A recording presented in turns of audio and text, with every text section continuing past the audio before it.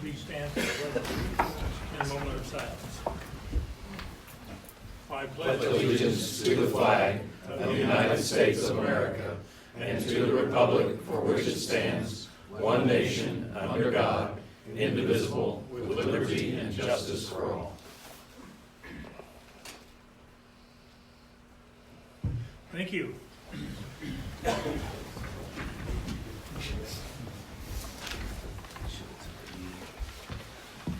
First item on the agenda will be approval of the minutes from the November the 25th meeting. Move to approve the minutes of November 25th, 2019. Second. It has been moved and seconded to approve the minutes from the November the 25th meeting. Would the clerk please call roll?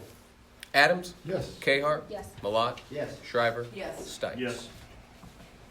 Next item is statement of bills paid, the amount of $277,624.08. Mr. Mayor, I move to accept the statement of bills in the amount of $277,624.08. Second? It has been moved and seconded to approve the statement of the bills paid. Would the clerk please call roll? Adams? Yes. Cahart? Yes. Malat? Yes. Shriver? Yes. Stites? Yes. Next item on the agenda will be requests or comments from the public. Would you please state your name and address? Jeff Body, 1205 South 103rd Street. Last week I had a meeting with Mike Webb, Shawnee. It was informative. This is concerning my taxes. Throughout all that, I asked a question. Is there a plan to lower the citizens of Edwardsville's tax burden? And after some discussion, I left under the impression it's very unlikely to happen. I also left the impression that every dollar that they bring in will be spent on services, like cars for cops, dogs, numerous parks that run from I-70 to the river. I was also told that my valuation only went up 3.5%. This barely paid for the cost. I think he believes it insurance costs. According to my tax statement, my 2019 tax statement, the city brought in an additional 13.41% of property taxes. That equates to $385,000 plus. At the last council meeting, it was commented that they get very little feedback, but you do get feedback, you just don't listen. Like last week, besides my feedback, there was another gentleman who talked about having 98th Street fixed instead of spending the money on the dogs. And another comment was made about how well the city holds down taxes. I suggest you look at your tax bill and call some of these other cities and see what the average person pays in their city tax. We are the highest in the area that I know of. I haven't found anybody higher. And remember, most of the city department heads and their deputies live elsewhere, not in Edwardsville, not even in the county. So they don't have to pay our taxes. They pay much lower taxes elsewhere. I told Mr. Webb that I attend, not all meetings, but some meetings, and I have not heard a citizen come in and say, raise my taxes, I want to pay more. His comment was, they don't say anything. So I guess a silent citizen is free reign to raise taxes and assume whatever they want and need. So I'm just saying that it looks like tonight there's going to be a lot of tax breaks going on, or continued tax breaks for big business.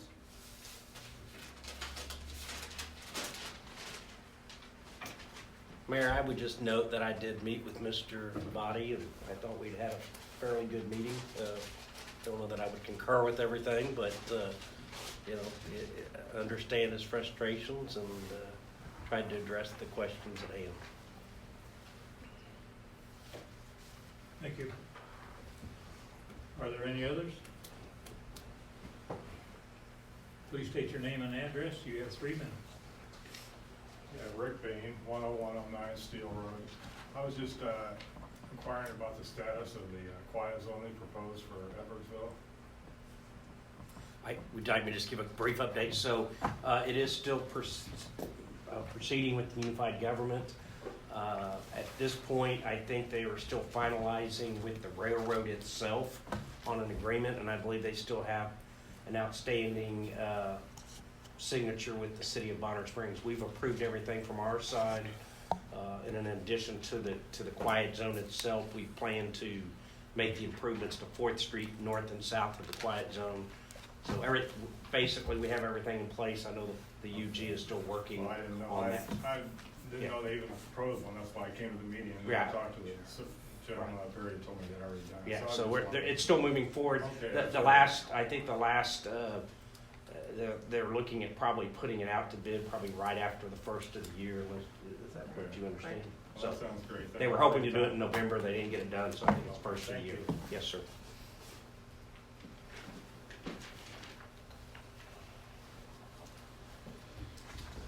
Okay, if there are no others, we'll move on to the next item on the agenda, which is consider recommendation of the Parks and Rec Advisory Board regarding the acceptance of Edwardsville Parks Rec Master Plan.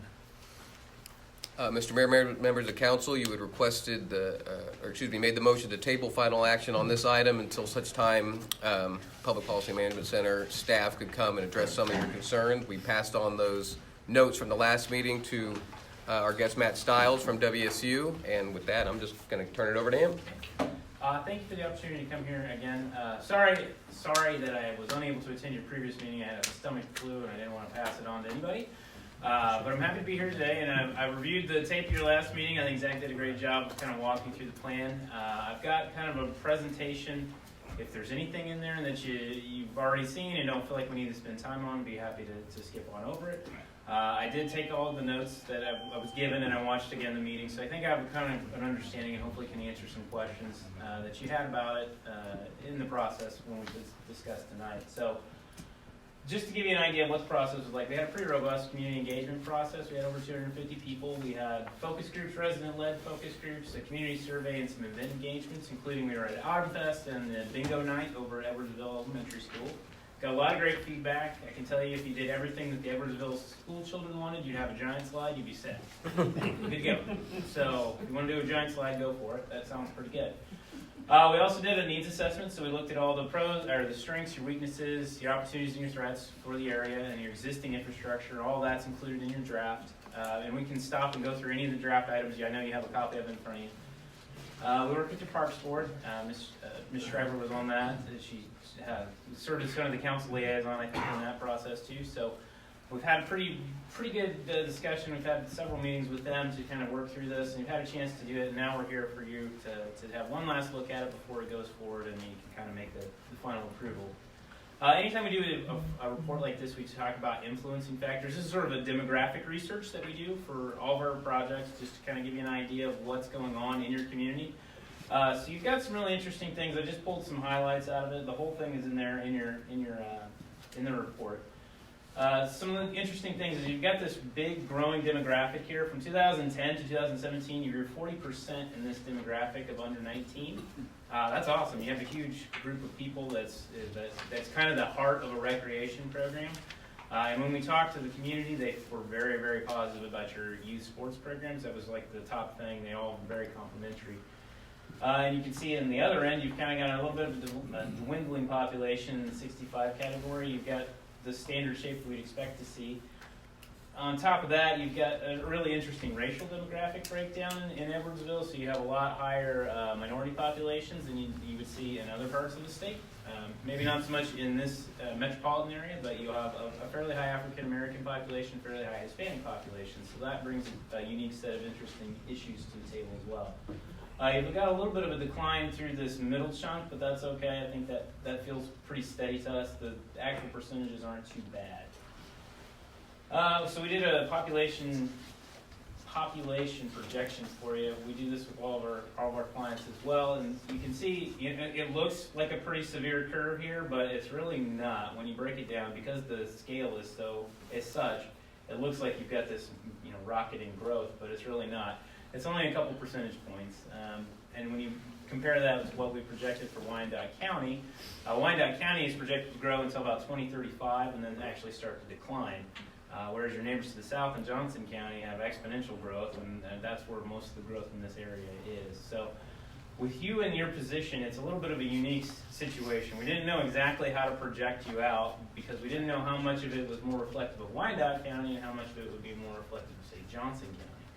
But we kept what we thought, and so you're pretty good population-wise. We'd expect you to get close to 5,000 population by 2035.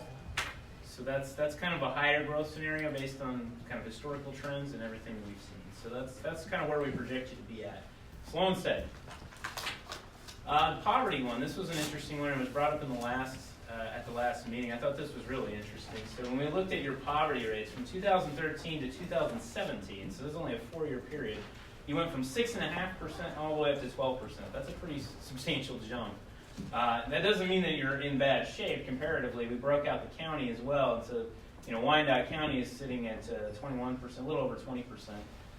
The national average is 14%, and the state of Kansas average is about 12%. So you're on par with that, but you do have a really interesting higher growth rate. So what that tells us, from a statistical perspective, is that you had a lot of people kind of close to the line, and they probably, as that level goes up with inflation, they probably fell below the line. So you probably have a lot of people sort of hovering. When we look at your median household value, and so your median incomes are very high compared to Wyandotte County, so you're very high compared to that. You're basically on par with the state average, so you can kind of see how that works out.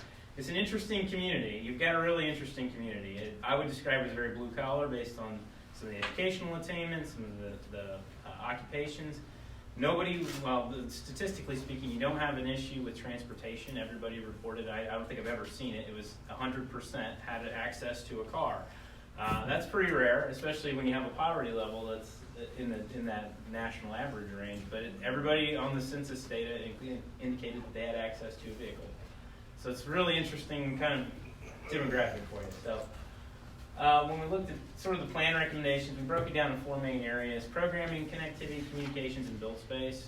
Your programming is where you have the most opportunity to make a lot of difference. A lot of low-hanging fruit in the programming area. You can do a lot of things. I know at the last meeting you talked a little bit about rugby. Rugby is an issue. That's one of the things. It's one of the fastest-growing sports in America.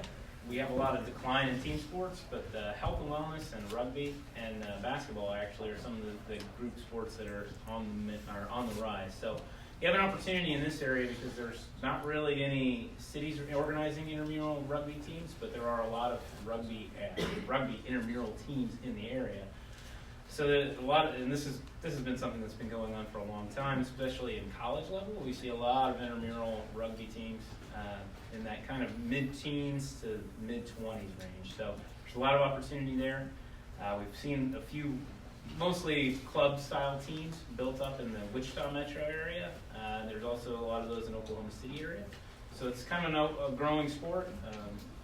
So there's an opportunity there. We felt like you've got the Kansas City Blues rugby club, which is a kind of a national rugby club in the area. It might be an opportunity for a partnership. So we felt like that could be a unique niche. It's a low impact, it's not a low impact sport, but it's a low cost sport to get into. There's not a lot of equipment. There's a lot of things that you can bring into the situation. It's an experimental thing that you can try and see, and hopefully it would be something that would stick. Programming, the main things there, maintaining your sports programming. You can find a lot of partnerships in your programming. We broke it down in the report to 3 main areas: youth sports, or youth and middle-aged, and then elder or older adult kind of programming. You've got a lot of opportunities for partnerships, especially in the older adult programming.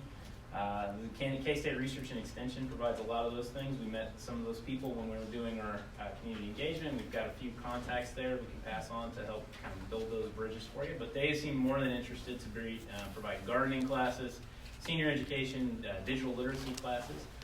The youth group, when we talked to that kind of demographic, a lot of the things they were interested in were esports. I know we talked at the last meeting a lot about esports as something that's been going on. It's a big trend. We've seen that coming up and very successful. Baker University, just down the street in Baldwin City, has a great example that you could follow as far as how they've set up theirs. They're typically associated with educational institutions, so you may have a partnership opportunity with Bonner Springs Edwardsville School District. But also we've seen those work effectively in after-school settings. So the YMCA is a great example of an after-school setting that could be a partnership. YMCA and USD 259 in Wichita have a really robust program. And obviously that's a lot larger than Edwardsville, but it would be an opportunity to model off of that. And they have some of those esports programs. They also do digital literacy and coding training. We feel like coding was something that was brought up by name by some of your youth in the community. And there's a lot of opportunity to get some free help with that with your community colleges. Johnson County Community College has some computer science programs, and they seemed more than willing to help in working out some sort of partnership. And then also Kansas City Community College also had some interest in potentially helping with that. Boys and Girls Club also has a long history of those things. They're pretty active in the Kansas City area. I don't know if they would be willing to come out here, but it's worth a conversation to have that. And so those are some things that are fairly easy to get off the ground, and programming partnerships could really help with that thing.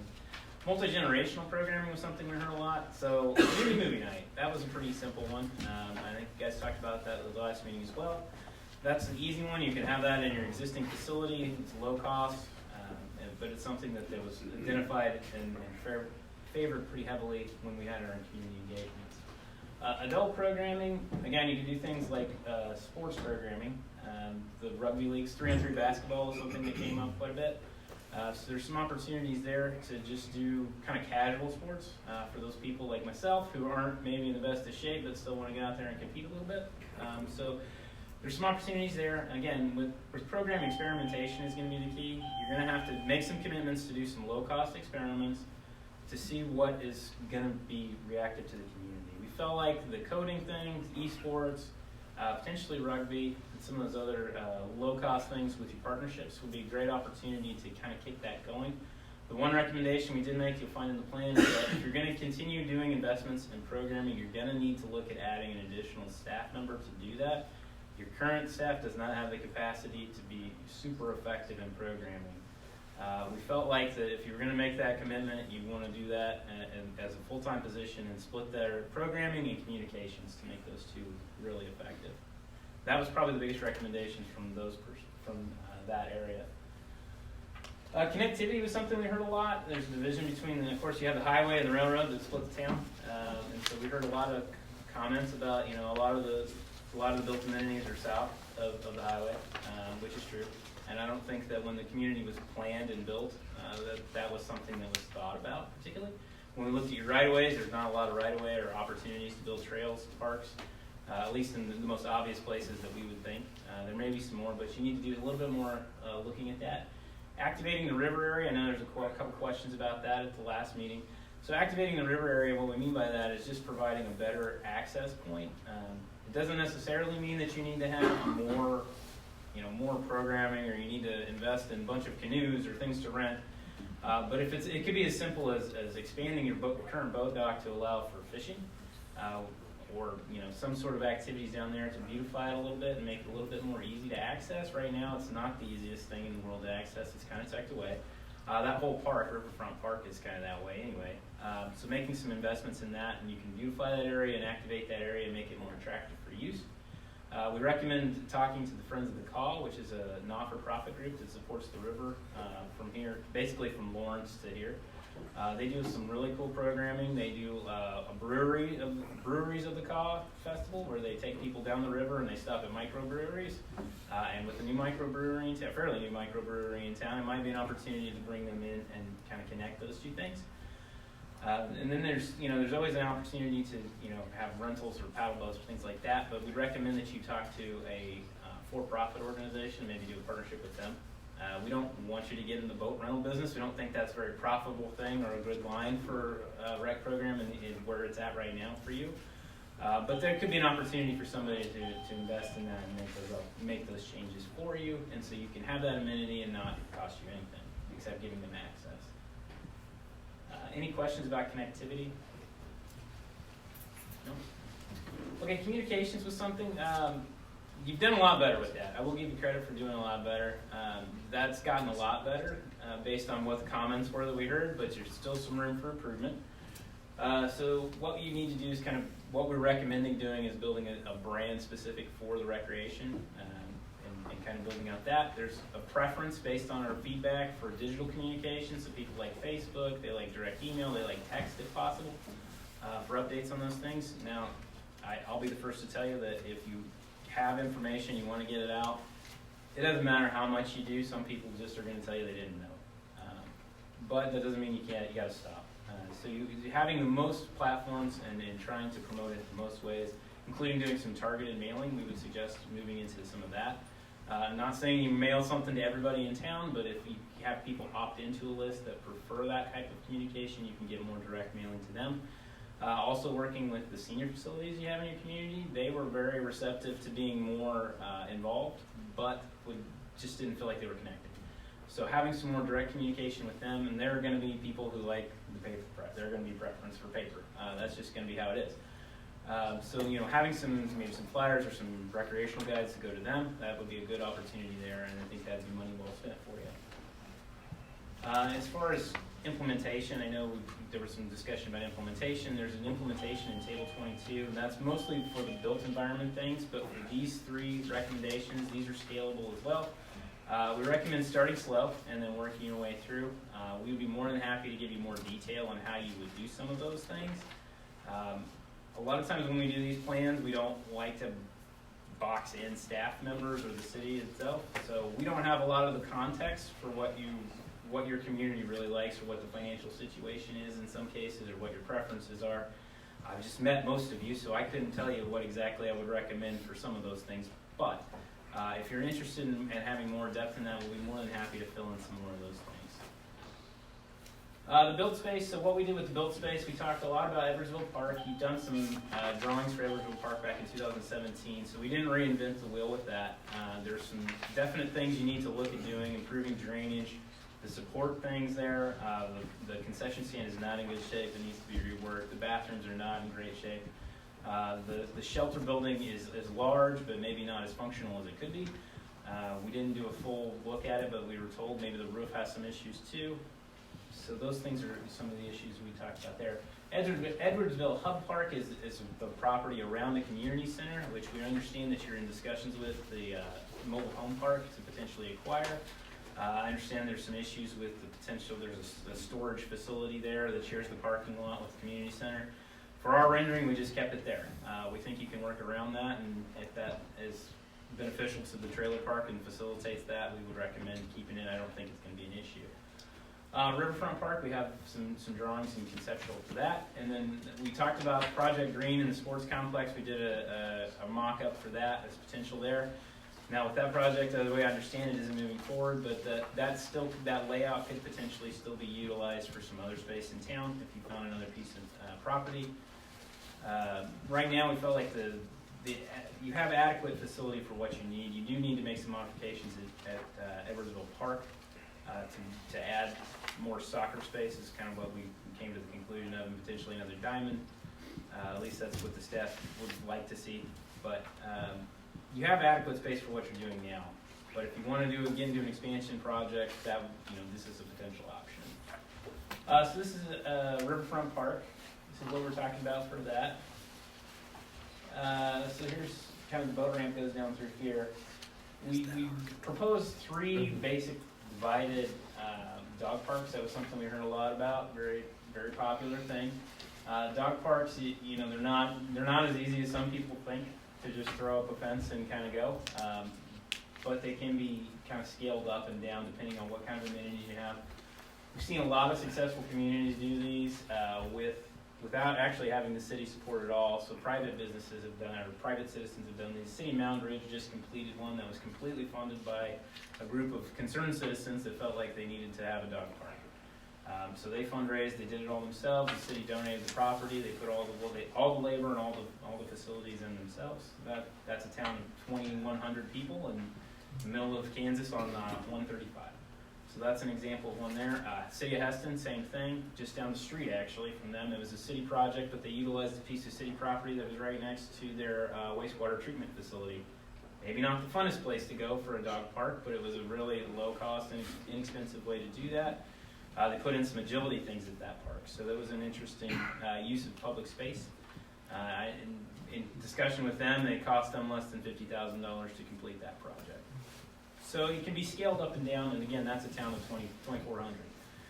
So it can be scaled up and down. Been very successful. People like to do those, and in the case of Mountain Ridge, it was something that came up from the ground, and the city just sort of let them do it. So that's an opportunity there. And then when we talked about this park, we also added a permanent restroom. That's a really important thing to add, especially when you're having kind of these permanent facilities. One thing we heard about was safety and accessibility from your community. It's not necessarily that they felt unsafe, but the facilities aren't there to support them. Maybe the lighting isn't great. So addressing those issues first in all your parks would be what I would recommend doing. Then we also added a kids sports park, excuse me, a kids park there. So it's an opportunity to bring the dogs, bring the kids, and everybody can have a play opportunity. And it's all connected by trails, just expansions and enhancements of your existing trails. So that's what we're talking about with dog parks. Cleanup stations really important too with dog parks. You got to have those opportunities. Separating dogs really important as well. Youth playground. Okay, so with the youth playground, there are literally a million different options. So you can configure that however you want. We've seen it done in a million different ways. There's included in here is a discussion about the Kaboom Foundation, which is a foundation. It's sort of like Tree USA. You guys are Tree USA, right? Tree Community. You are not, but or if you're familiar with like a Tree USA designation, they have the same thing for Playful City. It's called the Playful City. Kaboom does that. You go through a process. Your park board serves as a play advisory group. And that makes you eligible for funding through them for building playgrounds. So they'll actually pay up to, I think, $70,000 for a competitive grant for a playground. So there's some opportunity for those type of things too. I always want to include the seating, the shelter, the landscaping, all those things that make it attractive, but also make it easier and user-friendly. So this is Edwardsville Hub Park, is what we called it. So here's your existing community center here. Here's the city hall building, or the fire building. The way I understand it, you have your city hall, town center project.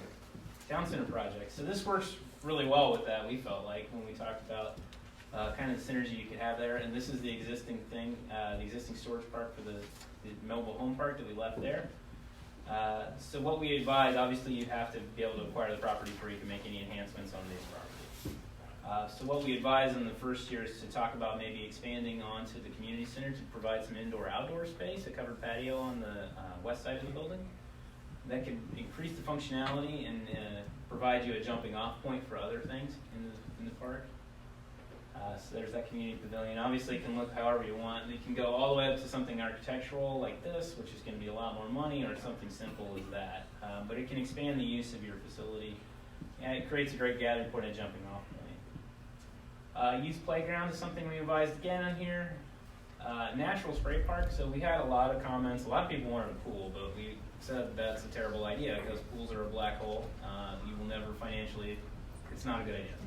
But you can do spray parks all day, and I would build 1 million of them before I build another pool. So natural spray park is built sort of like this with rock formations, so that when the spray park isn't functional, it can still be used as a climbing facility. So that makes it more of an all-season playground, or more of an all-season amenity. You want to make sure, again, to have all these extra things, so benches, seating, shade, those type of things, people for parents to sit and watch. And then a restroom facility. We advise phasing that in as soon as you can, but if you can utilize maybe the community building as part of that until you have a permanent facility, that would work too. But this was something that was asked for a lot. Spray parks, they're great in that you don't have to have lifeguards, limited liability, they're open to everybody, you don't have to charge. So it's a good opportunity. There's lots of examples of spray parks working in small towns all the way up to huge cities. So that's a good use there. Multi-use court, which was on the east side of this project. Some of the things that we know to be coming sports are racket sports, so tennis, badminton, pickleball is a really big thing. Pickleball recreational leagues have really taken off lately. We've seen them a lot around Wichita area and south central Kansas. So if you can create a space that can be multifunctional, so you have basketball goals, which you currently don't have any of, which I was kind of surprised to learn. You have a futsal course, which is amazing, but not a basketball goal. Who knew? So it's one of those things that you can add those things and have these different configurations. You can get a lot of use out of those things. Again, lighting, seating, all those things can do that. An adventure or explorer playground is geared toward a little bit older generation of kids. They like to climb on things, and so we've seen a lot of success with these kind of climbing things. The small town that I was the city manager of, we built one of these, 2,500 people, and it was right next to our spray park. It was really well used, and they create a lot of synergy between them. Very similar to that design, actually. So you can do them that way, and you can space them out and make multiple climbing towers. There's some great examples in Tulsa. Obviously, Tulsa's a lot bigger, but they've got some more aerial type things, which are climbing, and you can climb across and across the river. Actually, it's pretty cool adventure kind of thing. That might be a little bit more than you can handle. I mean, you don't really need that. So I would suggest coming with something like this. The amphitheater space, that was kind of mentioned, having an outdoor concert space, a gathering space, something that you can kind of gather around. So on the far east or far west side of that project, we left some big green space with the amphitheater. So that could work pretty well for your Autumn Fest, any kind of outdoor series, concert series you want to do, your outdoor movie night if that becomes a thing.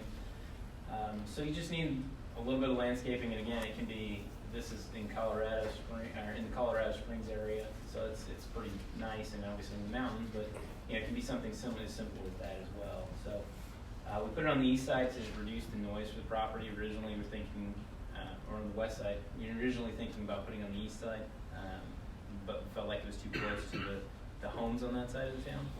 We can get more landscape block on the east side or the west side of the project. Excuse me. So that's the hub park. This is the concept plan that we had for replacing the sports complex for Project Green. The directive was to try to fit in, some of those amenities that add an additional diamond and have some optional field space there. So that was kind of an oddball piece of property. So we did a couple of things, but if you wanted to move your sports complex to a different area, this would be an opportunity to utilize this type of plan. So as far as implementation goes, we recommend starting with improvements to your existing facilities. Obviously, you're not going to go out and build anything new if you don't have the land in the case of Edwardsville Hub Park.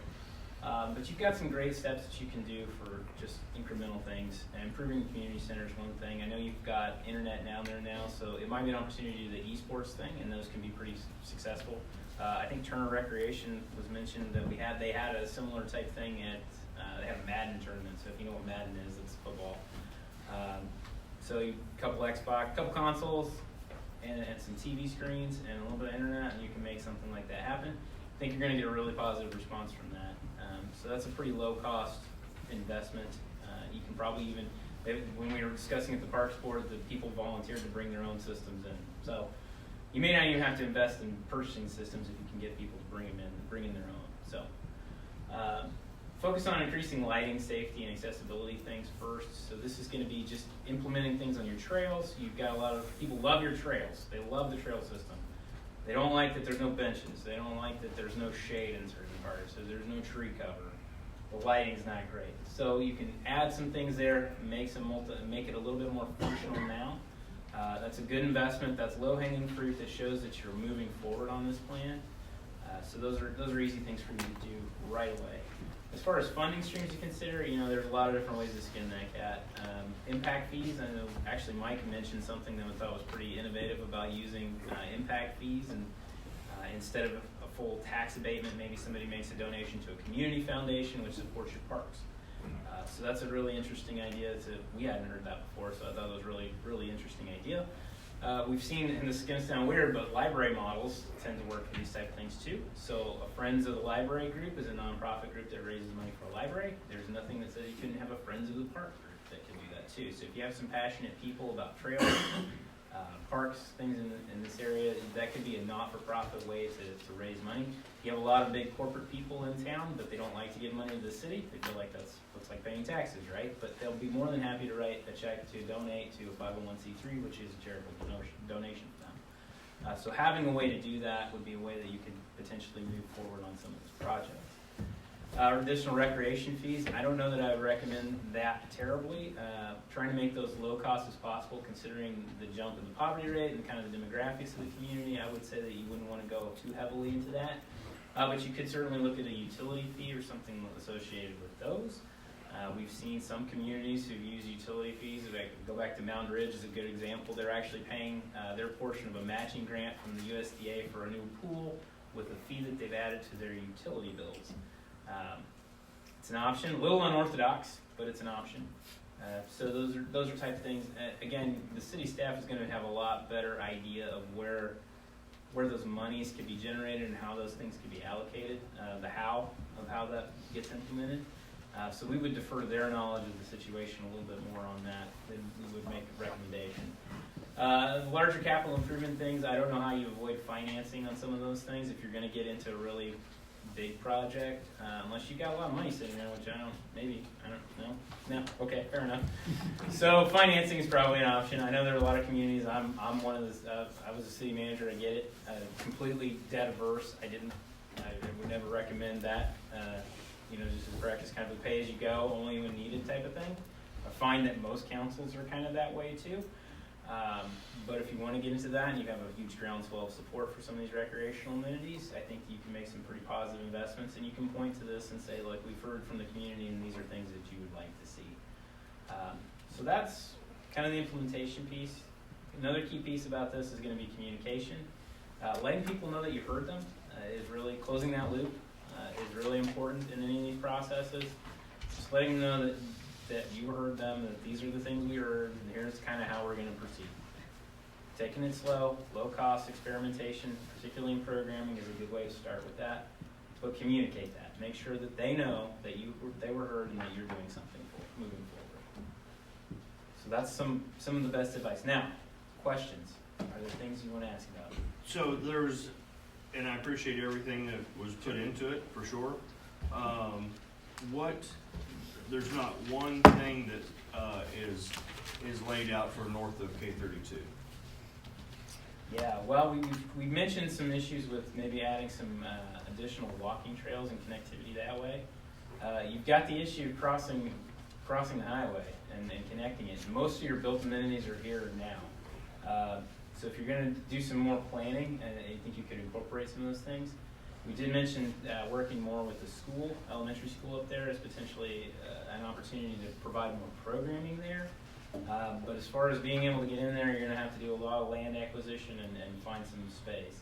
Well, and that's where I was going with that. I mean, that's our only school, that we've got here. And that's where our kids are at. Sure. It would seem to me that we would, whatever direction we end up going, that, availability for kids to walk to school, I know is an issue. Mm-hmm.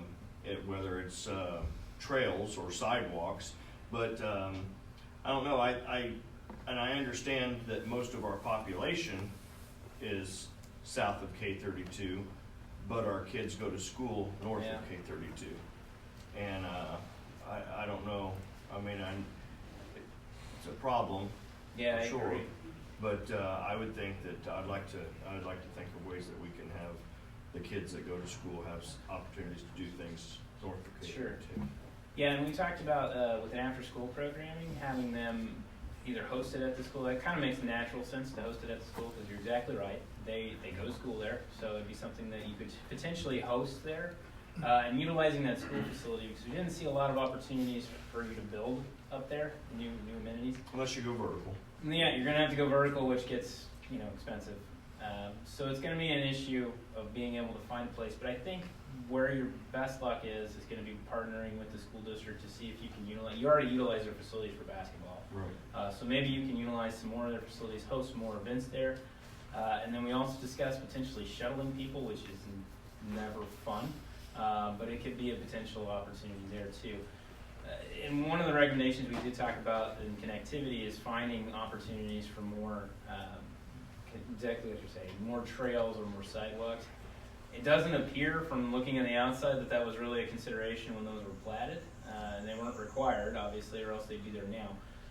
So having to find out where those right-of-ways are is going to require a lot more work from your planning and engineering to kind of make that. But yeah, that is an issue. I completely agree with you. Other questions? On the direct mailing, Mm-hmm. how do you have them sign up for that? What's the best way to reach out to them for a sign up? Yeah, so what we've seen work, you have a hot shot, is what it's called, hot shot newsletter. You can start doing it that way. There's not really a local paper that supports Edwardsville in particular, so that's not there's no option there. It might require you to do some sort of mailing initially to everybody, and include that in that mailing as an opportunity to sign up, that you're not gonna necessarily get future mailings unless you do that. Include it in your utility bills if that's an opportunity for you.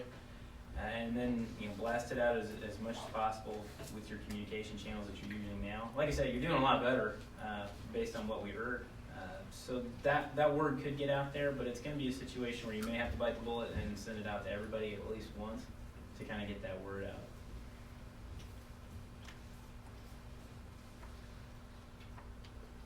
Apparently there's no more. Thank you very much, appreciate your Thank you. input. Thank you. This has been a great thing. Yeah, we really appreciate the opportunity to work in Edwardsville. We don't make it up to this part of the state very often, and it's been a real pleasure. It's been a great time working with your community. You've got some really great folks and really interesting people, so thank you again. I think it demonstrates we have lots of opportunities that we can pursue, and every one of those we've talked about. It's like doing more programming at the school, but because most of the buses, right, transportation, they want to bring them back here because they're not going to be buses still there at 5 or 6 o'clock. So then if you get them there, then how do you get them back, or vice versa? So I think we have lots of opportunities to work with our partners that Matt. The superintendent has said as much, especially when the new basketball facility was built, that they want those facilities used. So, I mean, it's a natural partnership between us and the school district to find creative ways to take advantage of some of the newer facilities they've got over the last couple of years. So, but yeah, the action that's now recommended by the Parks Board would be to, now that you've got some of that additional context from Matt at WSU, is to formally accept the document presented by WSU as the Edwardsville Parks and Rec Master Plan, and essentially closing out this project. We've already started at the staff level and had some discussions at the Parks Board level about how to implement some of these, like they mentioned, low-hanging fruits to kind of indicate that we're moving forward on a lot of these recommendations. And that's going to happen, regardless of some of these motions. But the action before the council at this point would be to accept the recommendation of the Parks and Recreation Advisory Board and accept the Edwardsville Parks and Rec Master Plan. And I guess I would like to know, what does accepting it as the master plan? It essentially just gives us a guiding document. It doesn't really handcuff us. That's what I want to know. Yeah. What are we saying? It essentially, on a formal level, it closes out WSU's obligation to us as our contracted partner in this effort. As far as a in practice level in the years going forward, it doesn't really. It's a lot like our comprehensive plan, if you want to think of it that way. It sets a course for us to follow and gives us data points that enforce some of these recommendations. It doesn't obligate us to any certain programming or certain built facility.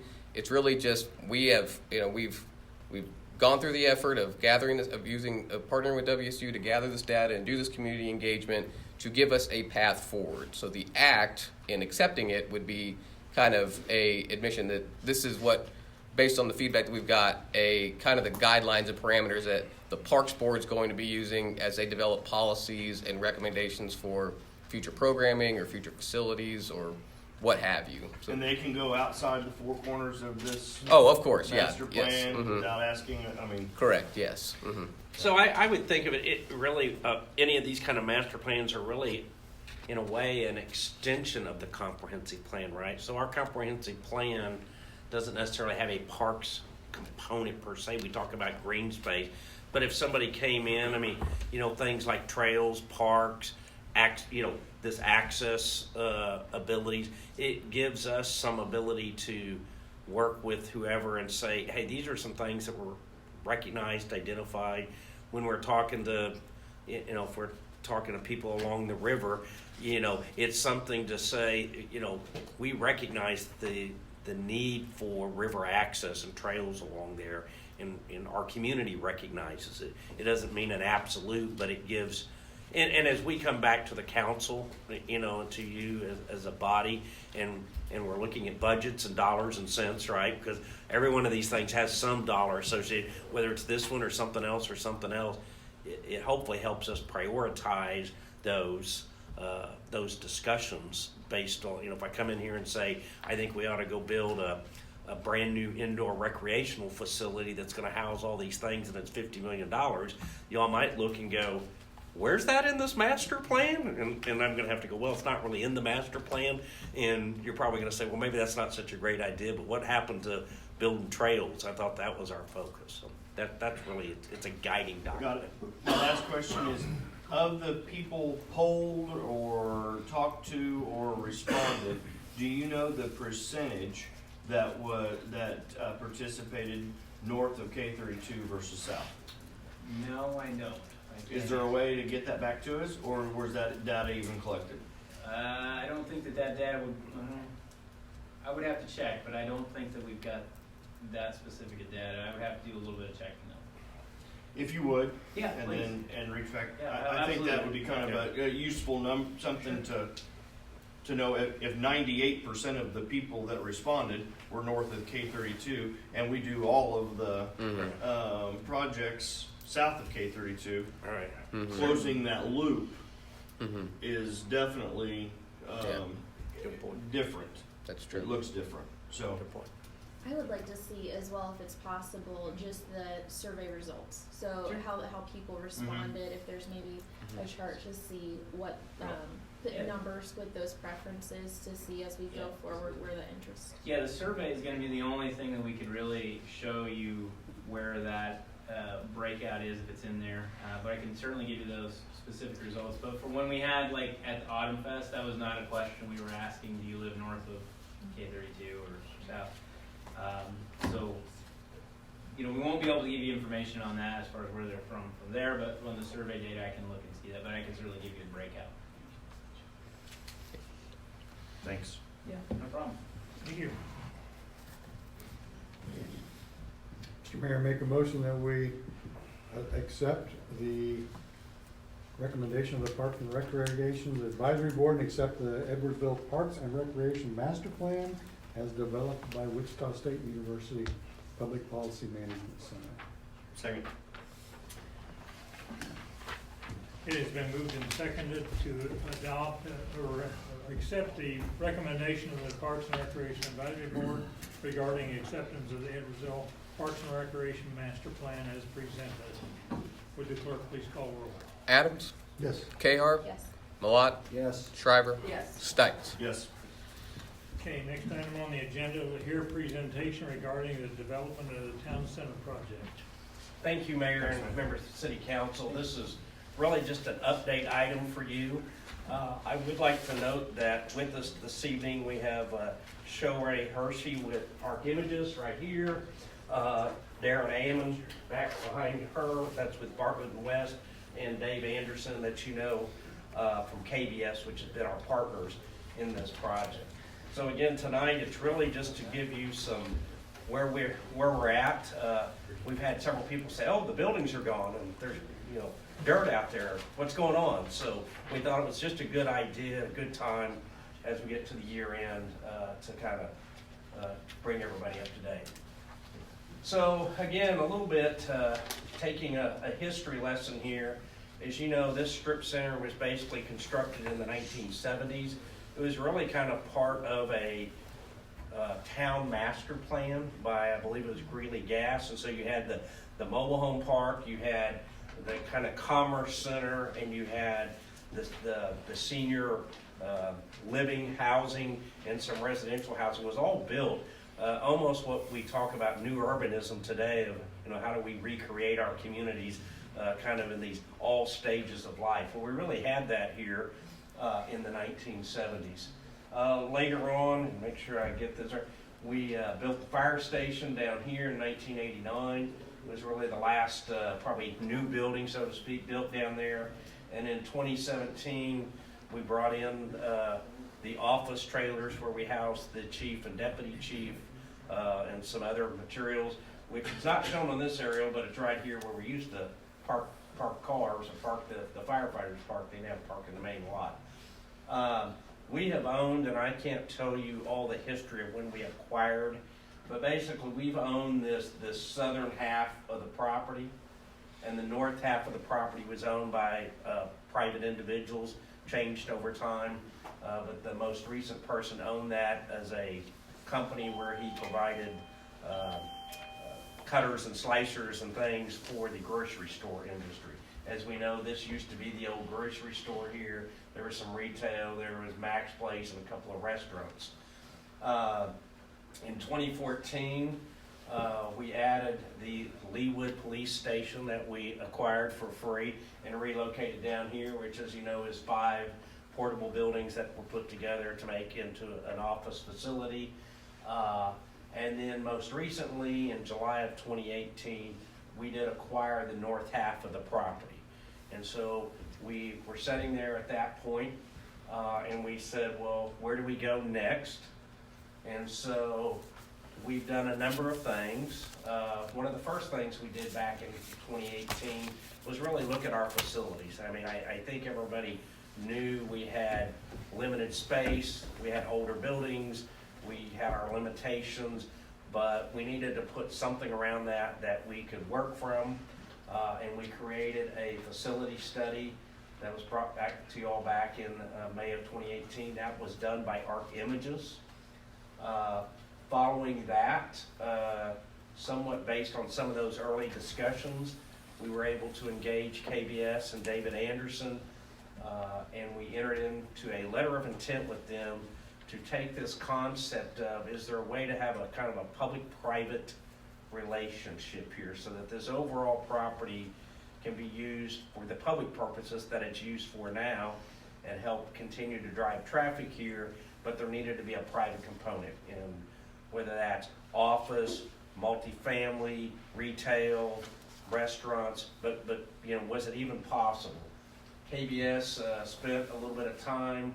They felt like it was something that they were interested in pursuing, and we basically put together a team that involved KBS on the project management, and at the same time we entered into agreements with Arc Images, who under them have the Bartlett and West for the engineering component to kind of take us to our first phase, kind of our concept phase.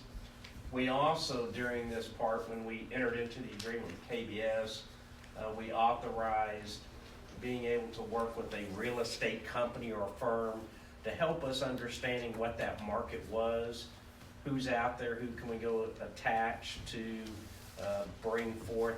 They have prepared their kind of summary report. I have a copy. I'm happy to provide that to you. It's very summary at this, you know, for what they did. I think they told us a lot of the things we somewhat probably already knew. You're not going to bring Kohl's. You're not going to have a major supermarket. You're not going to have large, big box, because you simply don't have the traffic that drives by the place every day. So one of the first things we decided to do after we acquired, quite honestly, was to take the building that was been sitting empty for the most part, was going to sit empty, and clear the land. Get rid of that 1970s building, get it cleared, graded, and if you've driven by there, it's taken a little bit of time with cold weather and things, but if you've gone by there, they pretty much are down to final grade. There'll be seating, and you're not going to get much seating in the wintertime, but straw, and so we'll have basically a flat piece of earth. The utilities have been capped, and so we have something to work from, whether again it's for public purpose or private purpose. We've at least cleared the grounds. If you recall back, probably in 2018, we had some discussion about if we're going to divide this property north and south roughly, do we keep city on the south side, or do we consolidate everything and move it into a single facility to the north side? So police, fire, city hall would be into a single building, a municipal facility building, and then that would leave the southern part for development. So there was a number of discussions by Dave Anderson and the group, independent of us, saying if they were going to build private development, which works better, north-south, south-north. They came back And the general concept was, let's look at a public facilities to the north, private facilities to the south. How does that work? What might it look like? And so from that direction that we've got, we've moved to kind of where's our next step. I think one of the things I would notice, and it comes from the park plan, this space here, we talked about the community center, we've talked about how do we tie to the community.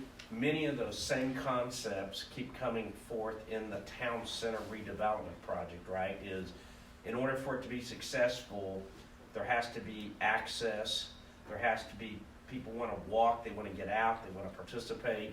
It's this isn't a highway location where people are going to pull in, get something, and pull back out. So we have to create a place where people are going to come and stay and participate. So I think some of the things we're talking about in the parks master plan side and what we're talking about in the town center side go very well together. And I think that'll be some of our biggest discussions is, is it a park? Is it a public space and a private space, and how do they all work together?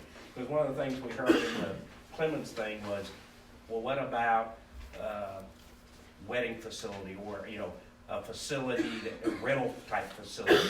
Well, we have our community center that like, yeah, but it doesn't have any outdoor space attached to it. And so it was interesting when they said one of the things they were getting was, well, how could you have an outdoor covered pavilion area? So we're hearing the same things by kind of different places coming to the same place. So what you have, and I gave you all these concepts. So we've moved from a very kind of sketch concept to really starting to lay down how many square feet can fit on the property, and if we took that square feet to the private market, what type of lease rates, those types of things. Again, Dave and these guys, they're looking at dollars and how much has to be invested and who's going to be investing what. But there's really two concepts that have come forward. So one of the first things that kind of got brought up was, right now the road goes here by the fire station, but we have this connecting road that we all kind of use anyways. And what if that just came around and tied in to 3rd Street and come back out, I always get this wrong, but Beach Street here. So we created that link there because we really don't want to try to force traffic through parking lots. That's kind of what happens today is, people kind of cut through the parking lots, but instead create this circular motion. The second thing, and when we were talking about this before, the council talked about, how do we, again, engage the river and kind of have this connection between K32, which would be up here, and the river down here, and how does that all look and feel? So this first concept puts, it basically keeps the municipal facility and the existing fire station, which would be converted, in the same location. But in this one, you'll notice there's kind of a promenade, and there's buildings on either side of that promenade that creates a walking path north-south through here. So kind of think of kind of an old town, right, where you can kind of walk down Main Street, except for there wouldn't be any street here. It would all be pedestrian pathways. So you would park in the parking lots, walk through, come back and forth. Again, these are kind of concepts of what not that there's any vote tonight, but what I really want you to do is kind of take those, think about those, and see if one kind of strikes your fancy better than the other, so we can keep moving on what we think are the next steps. Mike, are we saying that the fire station, I know it says existing fire station, Right. are we saying that the fire department will stay there? No. Okay. No, they would move into the new facility, so they would basically, this would be new bays for the fire station, and so the fire station would be basically there, drive-through, that would be converted. All right. That was my first. Yeah, some of the Splitting commons, the two. yeah. So we're not gonna tear down the building, we're gonna, it's an asset we have. Yeah, I think it's a cool restaurant. I think it's And a we've neat had restaurant. several people, again, through Dave and through the group say, oh man, that would be cool, we think we might do a restaurant there, we might do a micro brewery, those kind of uses. And also it gives some more outdoor space, right? So those are the kind of things, right? You could roll up the garage doors, maybe have that outdoor patio area, and again, connected. what you're seeing in the blue, the darker, kind of this blue here, is assuming these would all be walkways, trails, pathways. So not not driving through it, but instead parking and walking is the concept. Or you could go from there, walk down to the river, go to the new, park systems. Again, I think it was said, I didn't know that the Friends of the Call have this, kind of this micro brew. So you could go get off get out of the boat at Riverfront Park, and you have less than a half-mile walk up the trail, and you would be to this location. That would be kind of a neat concept. The second concept, which again, same site plan, the thinking is you push the buildings more to the outside, maybe 2 larger buildings and 2 smaller buildings, but it pushes it to the outside, kind of pushes the parking to the interior, so maybe the parking is not as visible when you're coming down 4th Street and looking at it. That's really the difference in the two. Again, as far as the buildings, types of tenants, we're still kind of working on that phase of it, but a little bit understanding if there is some preference of kind of that look and feel will help them start sizing buildings and tenants and things of that nature. Yes, sir. What was the thinking? And I'm not saying that it's wrong. I'm just Right. asking. Right. What with the municipal facilities towards the north?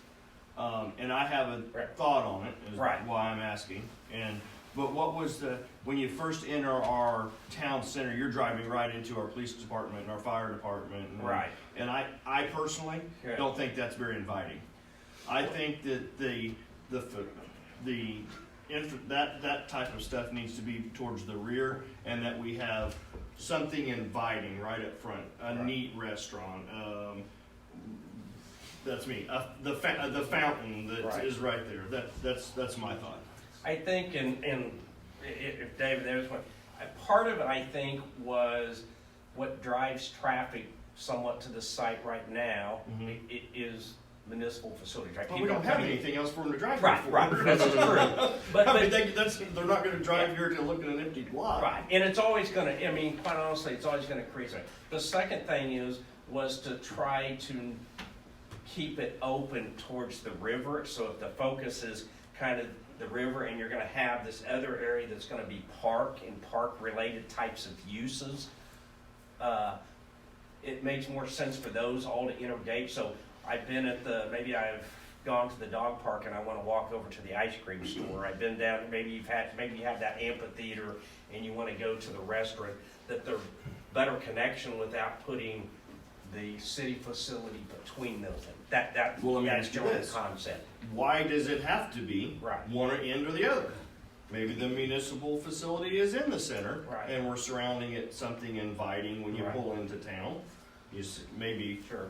there's a few retail locations on that north side, municipal facility, and then a few more retail facilities towards the south, which would still let us have our open area. I'm just Right. throwing that out there. My thought is not opposite of Chuck's, but my feeling is up north, you have better accessibility by the fire department to exit rather than all the way to the other end. And the concept too, with those buildings up closer to the road, gives you more visibility of those Right. those businesses that are there rather than the other one that they're hidden. Right. And to your point, Councilmember Stites, so think about it, if you're on 4th Street right now looking south, you're going to see that where that lump kind of comes out right there. So if you look and you see, depending how the concept lays out, like you said, a cool restaurant, some kind of commercial activity, your first line of sight is going to be on that rather than a municipal facility. So if they're coming down south, they've already, if the city hall section would kind of be, they'd be passing it on their way down south. They wouldn't see it until they got into further down south from 4th Street. I don't know if, I know Dave's been, I just don't think it Dave- looks inviting. Sure. I mean, Mhm. Yeah, Throw that out for- I think, we had moved from south to north some time back, so part of this discussion, is that still what we want to do?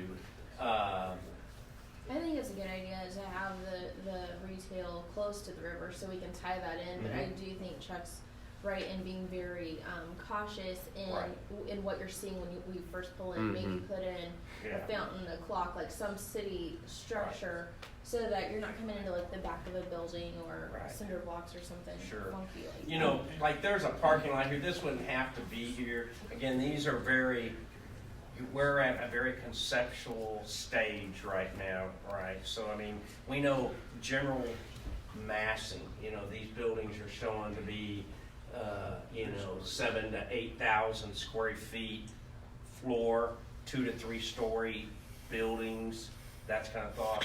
The municipal facility, as you've seen before, is, in that 35 to 40,000 square feet. 1 and 2 story, so you would probably have a 1 story, that's kind of your admin, the courtroom, the council rooms, the meeting rooms, those kind of things.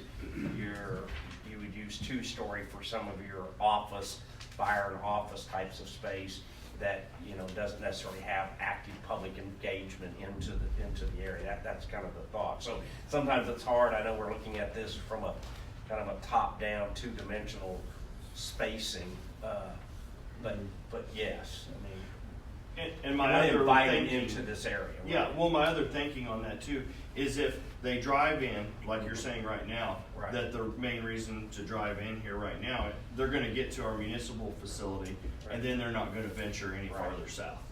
Yeah. You see, you know what I mean? If that municipal facility was maybe in the center, and it required them to get out of their car and then walk past 2 or 3 of these little retail, whatever they may be. Right. It puts them out there, right in the middle of it. Right now, they can pull into those front 14 stalls, run inside, do their business, and turn right around and head right back out. One of the challenges that we have as well, right, is we have to continue operations, right? So we're really driven by the fire station. Until we do something from a fire station standpoint, right, you can't really do much else, because you gotta have, of all the things, the trucks and the people and those things, having a place. So I can't go lease out or use this building till I have a building for them to go to. And all of our city existing buildings are located right here. So it's a build, what do I take, if I take it down, I gotta have some place to go, and we don't necessarily have that. What we have is this clear space that we've created on the north half. Now, we've even talked about, so if one of these buildings was more of an office type building, could City Hall be in that on a lease, temporary lease? So it leases some of that space initially, and then in the future you're building the municipal facility. But pretty much everything's going to drive around the fire station. And we also know it's our critical piece, right? I mean, our critical piece there is space for people, predominantly, a place for them to sleep and stay and work out of every single day. I mean, that we know that's a challenge. And so they're really the kind of the crux to the transition of anything that we do here. Again, I think right now it's we've been kind of working this. I wanted to bring you all kind of just up to date. Again, people say, oh, this is, there's space up there, now what? No, we're not going and building a building tomorrow. I mean, let me just say that. So these are a couple concepts. I mean, I think what we would like is any input that you have. I mean, you can shoot back an email or mark them up, or just, the thoughts you've said tonight we've captured. Again, that's why I wanted to have the team here so they could hear what you're saying as well. And they're, I'm sure, happy to answer any specific questions. But we haven't gotten down to, who's in what office and how much space. I mean, we have space analysis. We kind of have good ideas, but I can't tell you, we're going to build this building first, and we've got these 4 tenants coming in. But we're getting closer to what does that look like, and how do the numbers pencil out, which really kind of takes me to, so where do we go? So where were we? What have we been doing? And where do we go? So obviously one of the things we do have to tie down is kind of the site plan, because that's going to decide cost, right? right? I mean, things like utilities and roads and just overall cost. We have to put together a financial plan. I mean, this isn't a cheap endeavor, right? This isn't a, you know, few $100,000 expense. And the question is, who's gonna do what? So how much is this private? How much is it public? You know, how do we fund it? How does it impact, you know, budgets and tax rates and all those kind of things? So, you know, that's kind of my area to be working on. We have to enter into some form of a development agreement for that private piece. You know, who's going to be the developer of that? I mean, the city isn't likely to be the developer. I mean, we're not gonna go out and build buildings and go market them and lease them and manage them. I mean, that's not really the role of a city to be in that part of the world. So we're gonna have some agreement, just like we've done on any, you know, other projects. Then we're gonna really get down into those building designs. You know, what are they gonna look like? You know, how do they function? You know, you're kind of getting down into the details. And then we can use somebody like Clemens to really do tenant strategies, right? We want to have ABC company going here and this way, and you know, the lease rate's gonna be X, and you're gonna get this much for finish out, and you know, the terms of the lease are 5 years, 7 years, 3 years, whatever those kind of things are. We're you know, fair ways from that. So that just, again, I just want to kind of bring you all up to date, because I've heard a lot of people say, well, I see you've torn down everything, now what? We're doing exactly what we said we were going to do. And again, now we're kind of getting into the site plan and coming back with what's the financial plan, you know? And some of that gets around understanding how the site's going to work and who's, you know, you're not going to build all this at one time. I mean, you know, right, you're not going to just go out there, build 4 or 5 buildings and refurbish the fire station and build a new municipal facility in 12 or 18 months unless somebody comes with a, you know, a large check and just says, go have it. And I'm not aware of that one. So with that, I do want to reiterate this project, and I've said it to our team, you know, this is about rebuilding the heart of Edwardsville. You know, this is about people know where to go when they're talking about Edwardsville. This isn't about building a new building or building just a single building to be used, because that's not difficult.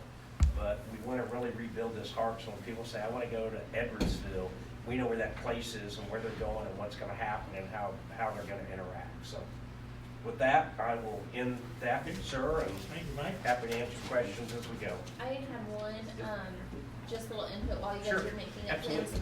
Some people had talked to me about, and I thought it was a great idea if possible.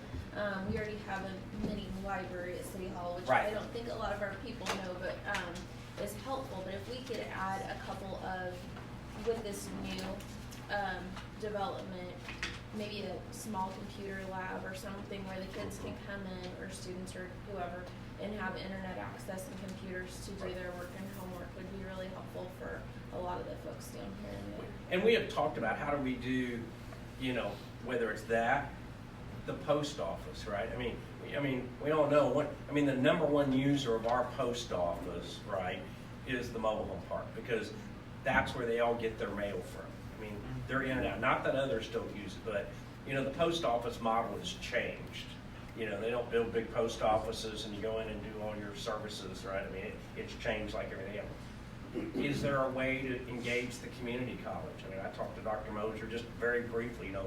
So could we start hosting, you know, a community college class out here, right? I mean, you know, we provide space, they provide people. You know, what would they need for a classroom? Well, what they need for a classroom is kind of the same kind of things that we need, you know, because a council room is probably the most, you know, somewhat the most wasted space you have, because you use it a couple of times a month. It gets used for court once a month, but you have to have this space for doing business, but it sets a lot of time. So are there other ways we could utilize those kind of spaces, you know? A community room. I mean, one of the things we talked about was there would be a community room that would be accessible from the outside. So, right, you don't have to open up City Hall and have it open. You could have a community room where it could be used by the community and access after hours without having to have staff or somebody come and open and stay or do anything like that. So I think we are talking about not just, oh, it's just a standard municipal facility, and how does it serve our community? That's really the critical piece. Thank you. Thank you all for coming. Now we get to get the real work. Okay, next item on the agenda is the consider cereal malt beverage license application renewals. Mr. Mayor, members of council, this is one of the year-end kind of housekeeping items that we have regularly scheduled for this meeting. The following businesses have applied to renew their licenses to sell cereal malt beverages in the city of Edwardsville. The Jacksonville C-Store, formerly Jackson Service Center, MS Petroleum over on 4th and Caw, Roscoe's Barbecue, and then the On The Go facility over on Wood End. All of them have submitted the necessary paperwork, and the background checks for the managers and managing agents have been completed, and the fire department indicated that they do not have any concerns, and they have passed their inspections on that front as well. So with that, the recommendation is to approve the issuance of all renewals for the 2020 calendar year for these CMB licenses. What about the outfield? Outfield doesn't have a cereal malt beverage license. They have a separate liquor license, and they have a microbrewery license. So they are governed under a different set of statutes. Different rules. Mr. Mayor, I make a motion to approve the CMB licenses for the four existing locations. Second.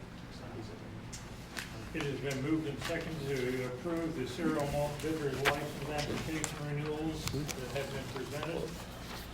Would the clerk please call the roll? I missed a second, I'm sorry. Burger.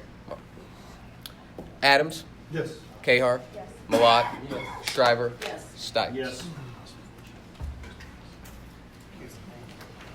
Next item is consider recommendations of approval from the Planning Commission regarding the preliminary plan and final plan for the proposed new Magnite facility, 2620 Midpoint Drive. Dave Knopf. Good evening, Mr. Mayor, members of the council. It's been a while, so good to see you all. Glad everything's going well. This item as presented is for 2620 Midpoint. It is case number 2019-5. It's a preliminary plan and final plan presented by Magnite. Magnite would be a new business coming to us. They currently have kind of what I'll call an outlet post there on Wood End Road, but this would be their assembly plant that would go into the Midpoint Corporate Center. On September 3rd of 2019, the applicant filed their application for preliminary plan and final plan to develop the new assembly and distribution facility on approximately 6 acres of land. The property is zoned to I-1 industrial non-hazard, and the planned building is approximately 24,000 square feet. The Design Review Committee reviewed the submitted preliminary plan in September, and comments from the DRC as well as staff were forwarded to the applicant. On September 23rd, the city staff met with the applicant team. There's been some issues having to do with the stormwater management at this site and how it integrates with some of the stormwater facilities in the corporate center, and what facilities were in the ground already and not necessarily in the ground but may have been represented to be there. So that caused this meeting to occur on September 23rd, in which we talked about some of those issues related to stormwater management and the stormwater study. Revised plans were provided, and on October 16th, the Planning Commission conducted a public hearing.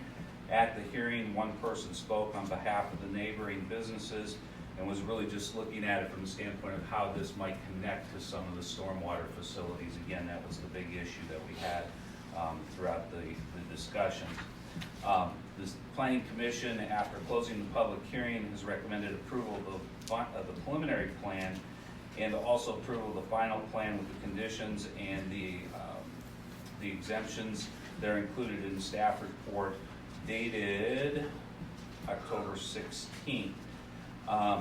One of those conditions was that the applicant would work with staff to address some more outstanding stormwater management issues there.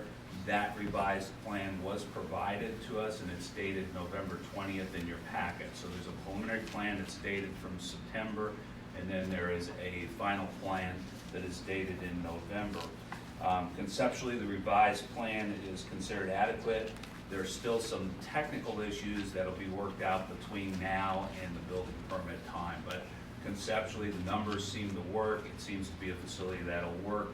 What they essentially did is decided to contain the stormwater on their site versus releasing it into other facilities within the system there at Midpoint Corporate Center.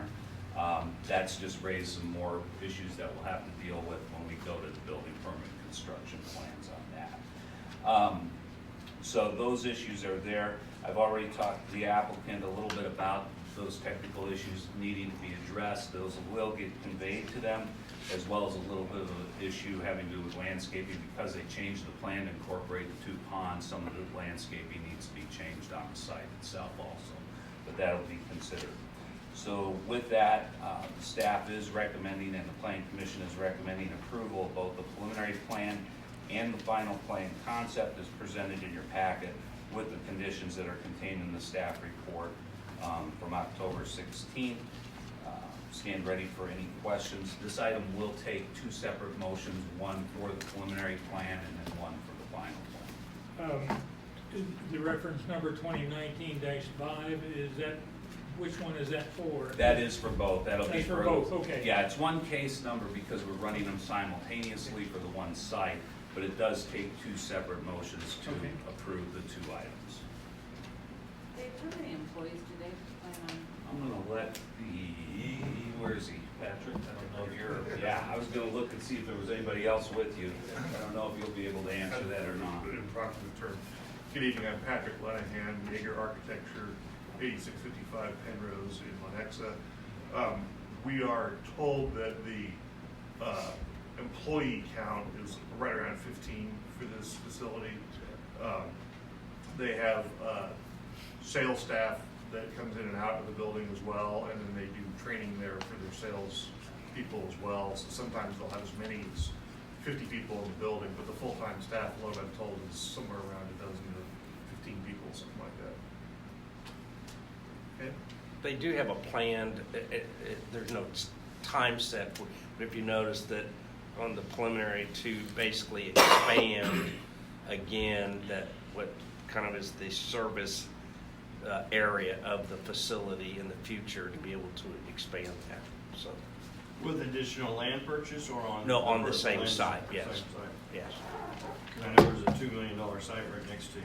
Yeah, that's for sale. I've seen that today. Yeah. This is inside Midpoint Park where the turn goes. Oh, I see them, the Yeah. left, Yeah. and I drive by all the time thinking about, man, what damage I could do with one of those. So, yeah, I like them. Are the retention, are these the 2 new retention areas right Yeah, there? on the north end of the property, yes. Okay. Is that part of the reason for the request for less trees and shrubs? Is that Well, it's causing moving of the trees and shrubs. It's not so much a request for less, it's just that as they've been going through the drainage studies, their latest drawings incorporated the detention ponds or retention ponds into the facility. Some of the landscaping got dropped in that, and there's likely gonna be the trees and landscaping replaced along the street, I think is the primary focus and emphasis of that. So we're gonna work with them to get that placed back in. So there wasn't a request necessarily to reduce landscaping, it just got into the drawings that you have before you. That's why I mentioned we're gonna talk to them and get through that. Traditionally, our code, we get that request Yeah. in regard to that to reduce the total number of trees and landscaping, because the standard, especially for these industrial type projects, exceeds basically the area that's capable of putting the trees. Right. And so that it's not an unusual, one of the exceptions that we get. Yeah. It's- Yes, what we The look at. difference between the preliminary and final is because we went to the detention ponds. Okay, For this case. Versus retention. Or- Yes, retention. Retention. Sorry. the reason there's That's why you those slash. 2 ponds in that area is because of the fencing needs, as opposed to one larger. I am not exactly sure why you're doing 2 versus 1 in there. Sewer easement through there. I know that part of the reason this system's been a little bit difficult is because of the gas pipeline that this is Okay. near also. So I don't know that that's a factor in this, but let's get started. Les Hamilton of BMC Roads. The reason there's two ponds is there's a sanitary sewer that's out there that's located between the two ponds. Okay. Okay, thank you.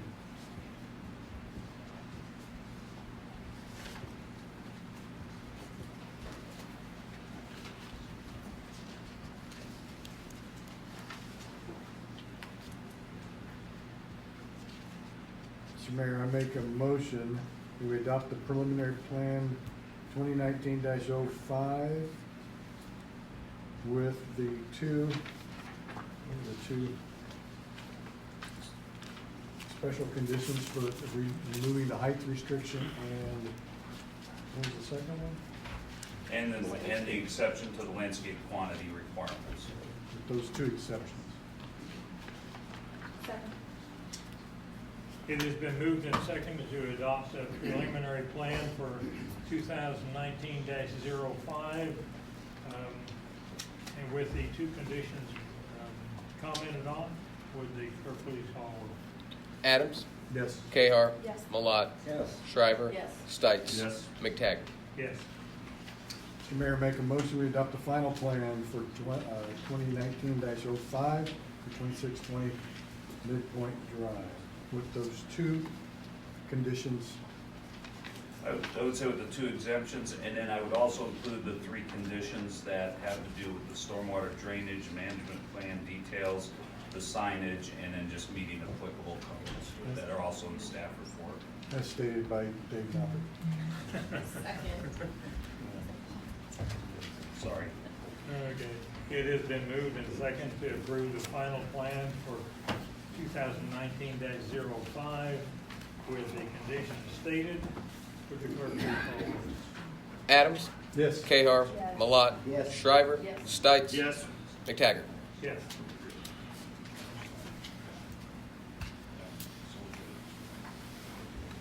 Okay. Consider recommendations of approval from the Planning Commission regarding a revised final plan for a trailer parking staging area, Fastenal, 9911 Wood Inn Road.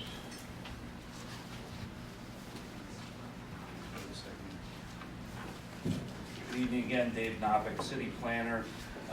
As stated, this is a revised final plan for the Fastenal facility at 9911 Wood End Road. As you know, this has been a pretty active site over the last few years as expansion has been going on with the mini hub and now the warehouse expansion that was there before. In this particular case, the applicant filed a revised plan application on September 3rd for a trailer parking and staging area covering about 137,000 square feet in the southeast corner of approximately 54 acres of land located at the site. The property is zoned to I-1 industrial non-hazard.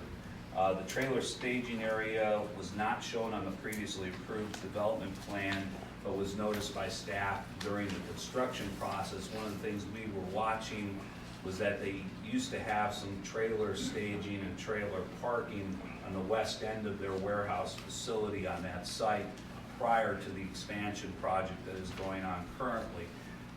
We initially thought that was just getting moved temporarily into that corner, and then it was realized that there was a bigger investment placed there than just simply having the trailer staged there for a short period of time.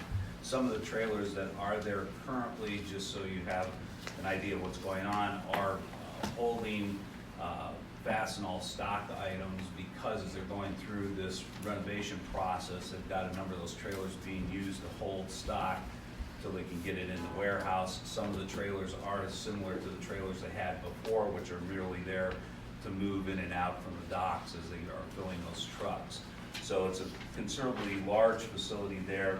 What brings this forward is that it is a gravel facility with concrete dolly pads that are there. Our city code as written does not allow for gravel being used as a surface material for parking, and trailer storage areas like this, we require hard surface paving material throughout. On November 20th, the Planning Commission,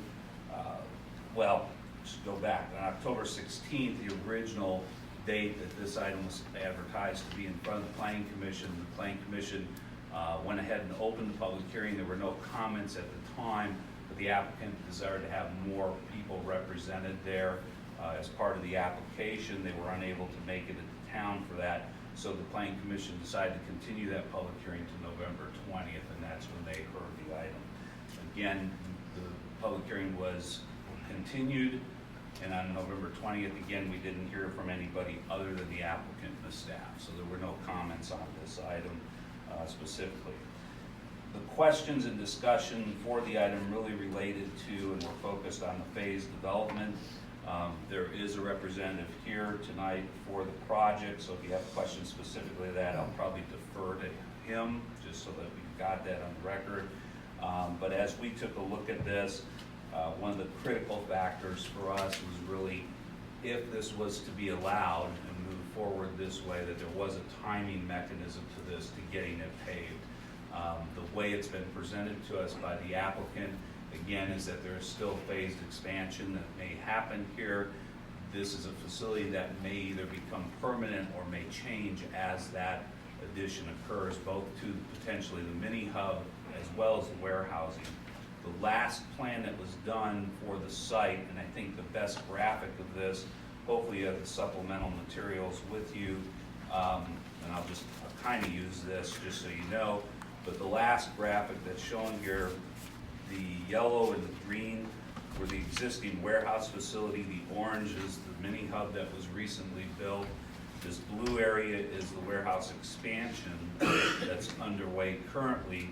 But you'll notice that to the west of that, there is still more expansion planned. And in fact, the way the fire access road is being developed is for that phasing to continue to expand on this site. So over the next couple of years, it is anticipated that this facility is going to grow continually. So as they're doing that, their request is to hold this as a gravel area for the next 12 months, come back and revisit it and incorporate it into those expansion plans. Part of this has to do with the financing of the project, and so on. But I will let the applicant, if you have questions on that, I will let them kind of address that. So the gravel area is where the two further proposed expansions will be? The gravel area is behind the mini hub, so it's down in the southeast corner of the property. It'll be down in the very, this is kind of hard to see. So here's Wood End up here, existing warehouse, expanded warehouse, mini hub with the bridge going over it. Okay. If you remember that. So behind the mini hub, this will be the river back here, and the sand plant is sitting basically right here. Okay, so it's in that far southeast corner of the site. Is there a thought about the time frame for future pavement? Yes, in the actual recommendation that was passed by the Planning Commission, if you look, I don't know if if you have the supplemental materials, it's the page right after that map. The recommendations there for the gravel area, or that the length of the time the gravel area may be utilized, is limited to 12 months from the scheduled city council decision date. So if you make your decision today, 12 months from now, okay, it would be allowed to, such end date would be December 14th. Of course, it'd be a maintenance plan that would be associated with that, so on while we're there. The idea is that hopefully by that time they have their phasing for their next expansions all in line. They'll then know what they're doing, and then hopefully come in with a paving plan at that point in time. Can you see it from the street as you're driving by? You can see the trailers, I will say that. You have to kind of get on the facility to see the gravel area and the dolly pads themselves, but you can see some of the trailers behind that mini loader. Would it, oh, sorry. Okay.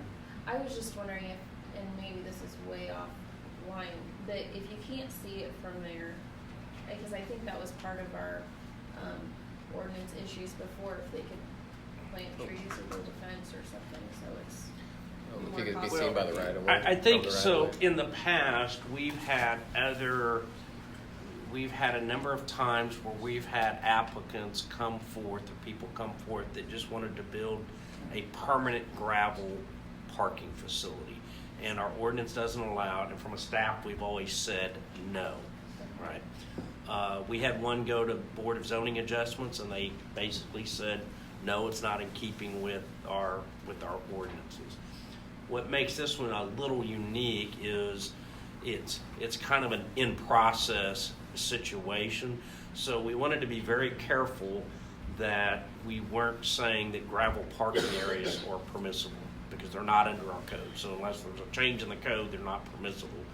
This is kind of one of those, would be a fairly rare situation. So I mean, for anybody else, they'd have to be in construction, have a final, they'd have to have a site plan that'd been approved and adopted, and so that's generally not what we have. So it is a pretty rare situation that we're in. And I will say that the planning commission, it was a 4-1 vote, and I think not that they were opposed to the company, was that concern of what happens, if you let one, does it allow others? But I think that this is pretty specific to this site situation.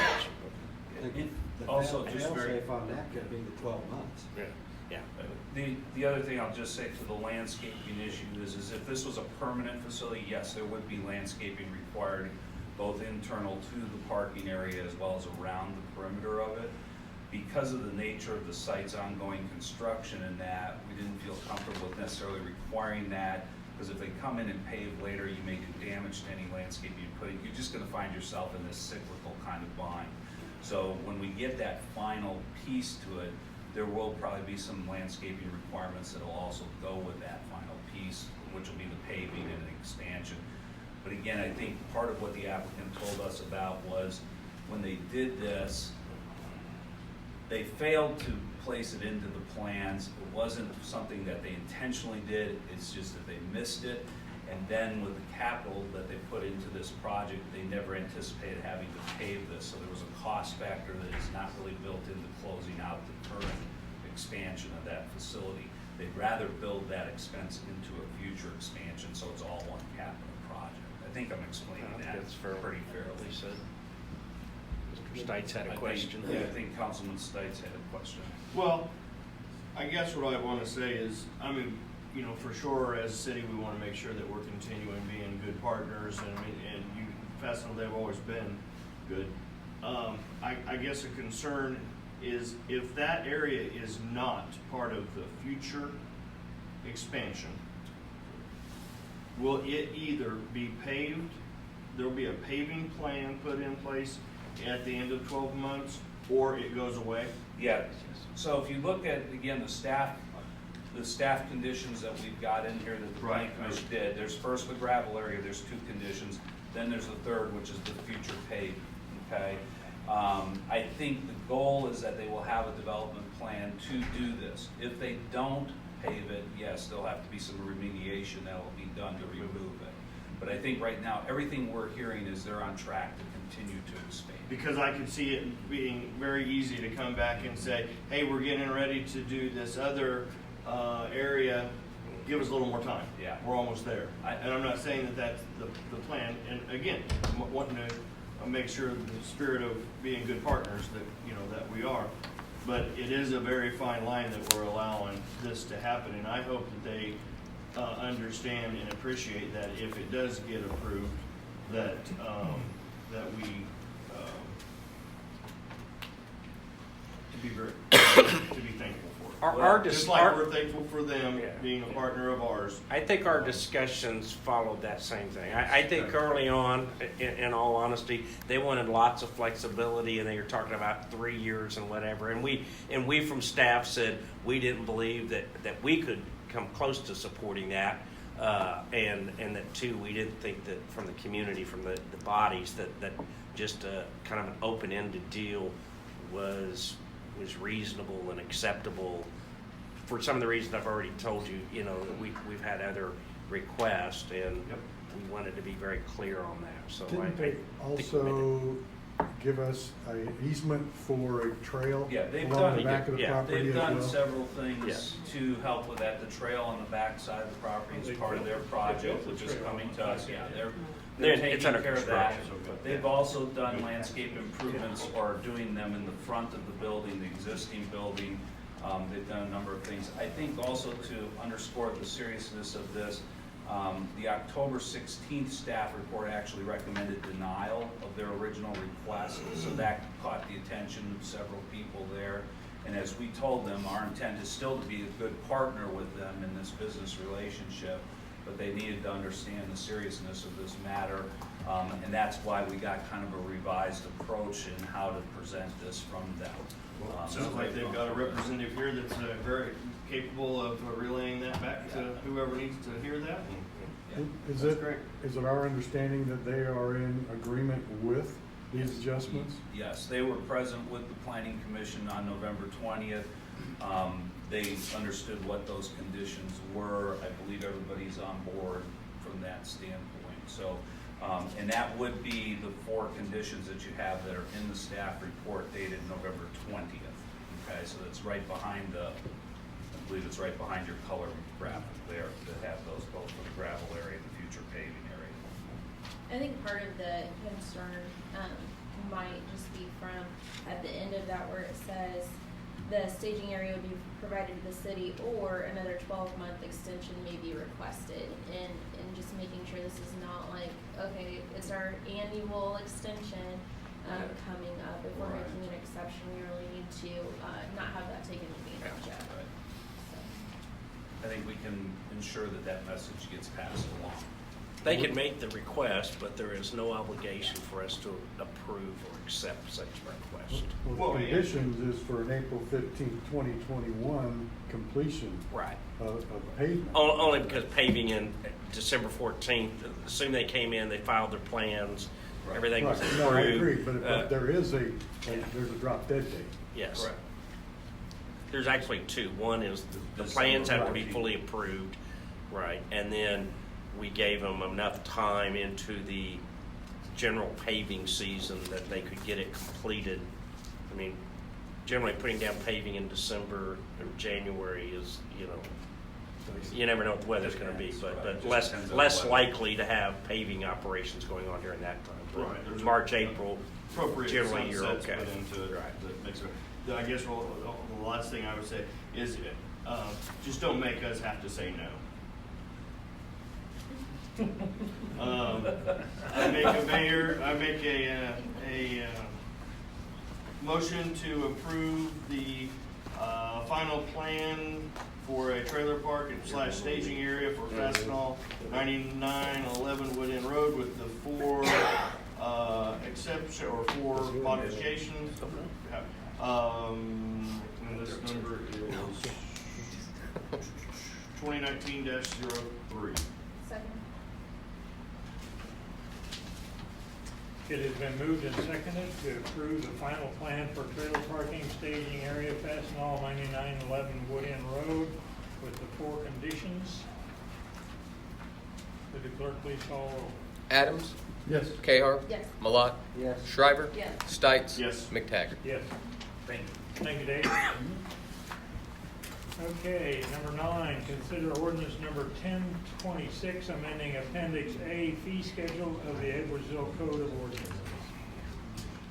Mr. Mayor, members of council, what's before you is our regularly scheduled rate ordinance. We do this at the first meeting in December every single year where we review the proposed utility rates. Other years have included other changes to the fee schedule, but for this year it is just looking at the solid waste and the sewer rates. I'll start with the sewer charges because that one's a little bit easier to put forth. The 2020 budget assumed a 3% increase in the variable rate for both residential and commercial charges. That would put the variable rate, which is charged on a per CCF basis, change it from $3.75 or $3.75 to $3.87. The current commercial variable rate is $4.32. That would change to $4.46. These are in keeping with the recommended pace of increases when the city first took on the sewer as a utility and became the billing agent for that. For solid waste charges, the 2020 budget adopted that was presented to you earlier this summer presented figures that assumed a 7% increase to the monthly solid waste charges currently charged by the city. So this is the charge from Waste Management to the city. This is the charge from the city to the residents. The increase is primarily in keeping with the obligated increases in the waste management contract. Those include 1.5% increases year to year, and we can get into some of the history of how this council has handled these increases through the length of this contract. If you remember, it was about a year and a half ago, Waste Management came and requested an increase to their rates that would have essentially amounted to a little bit more than an 8% increase across the board. At the time, the council rejected that and wanted to play out this contract. So this action isn't really related to that at all, in that it wouldn't be more money for Waste Management. It's essentially helping us cover our costs, our fixed costs that are currently in the solid waste fund. If there are additional questions, I can get into some of the background. So the charges are still going up 8%? The charges would be recommended going up about 7% would be the increase from $17.50 to $18.73. And it was typically 1.5% that we were raising? The contract between Waste Management and the City of Edwardsville stipulates 1.5% increases for their rate that they charge to us on a per household level. We have a different rate structure because we have other costs that we pay for out of those funds, namely the costs for the citywide cleanup, the costs for billing, actually sending out the physical bills, including the delinquent bills. Some of the portion of this goes to website maintenance, because people use that to pay their utility bills. So that 1.5 increase that the Waste Management charges to the city that increase, even if it passed on to just at a 1-for-1 rate, doesn't cover all of those costs. So in the last year, our costs have gone up 5%? In the last year we increased it 3%, and then 2 years prior to that, and in fact, I'm going to get into a table real quick.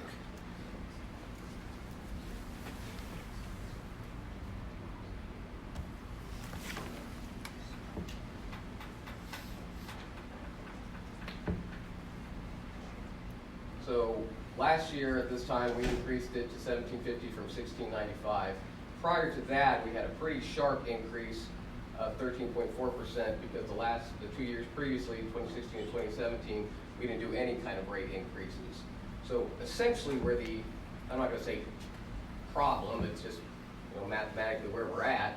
When Waste Management first entered into this new contract that expires at the end of 2020, our monthly costs went from a little over $10,000 a month that the city pays Waste Management to almost $16,000. So that increase is a 54% increase in our cost to Waste Management. The council decided at that time, rather than to front load those costs to the residents, to kind of ease into those increases throughout the life of the contract. And at the time, we had a fund balance helping us kind of support that. Now, what that meant was between 2016 and now, really between 2015 and now, we have spent down that fund balance to the point where, if you remember in 2018 when we had our audit report, 2018 ended the year with a negative fund balance in the solid waste funds.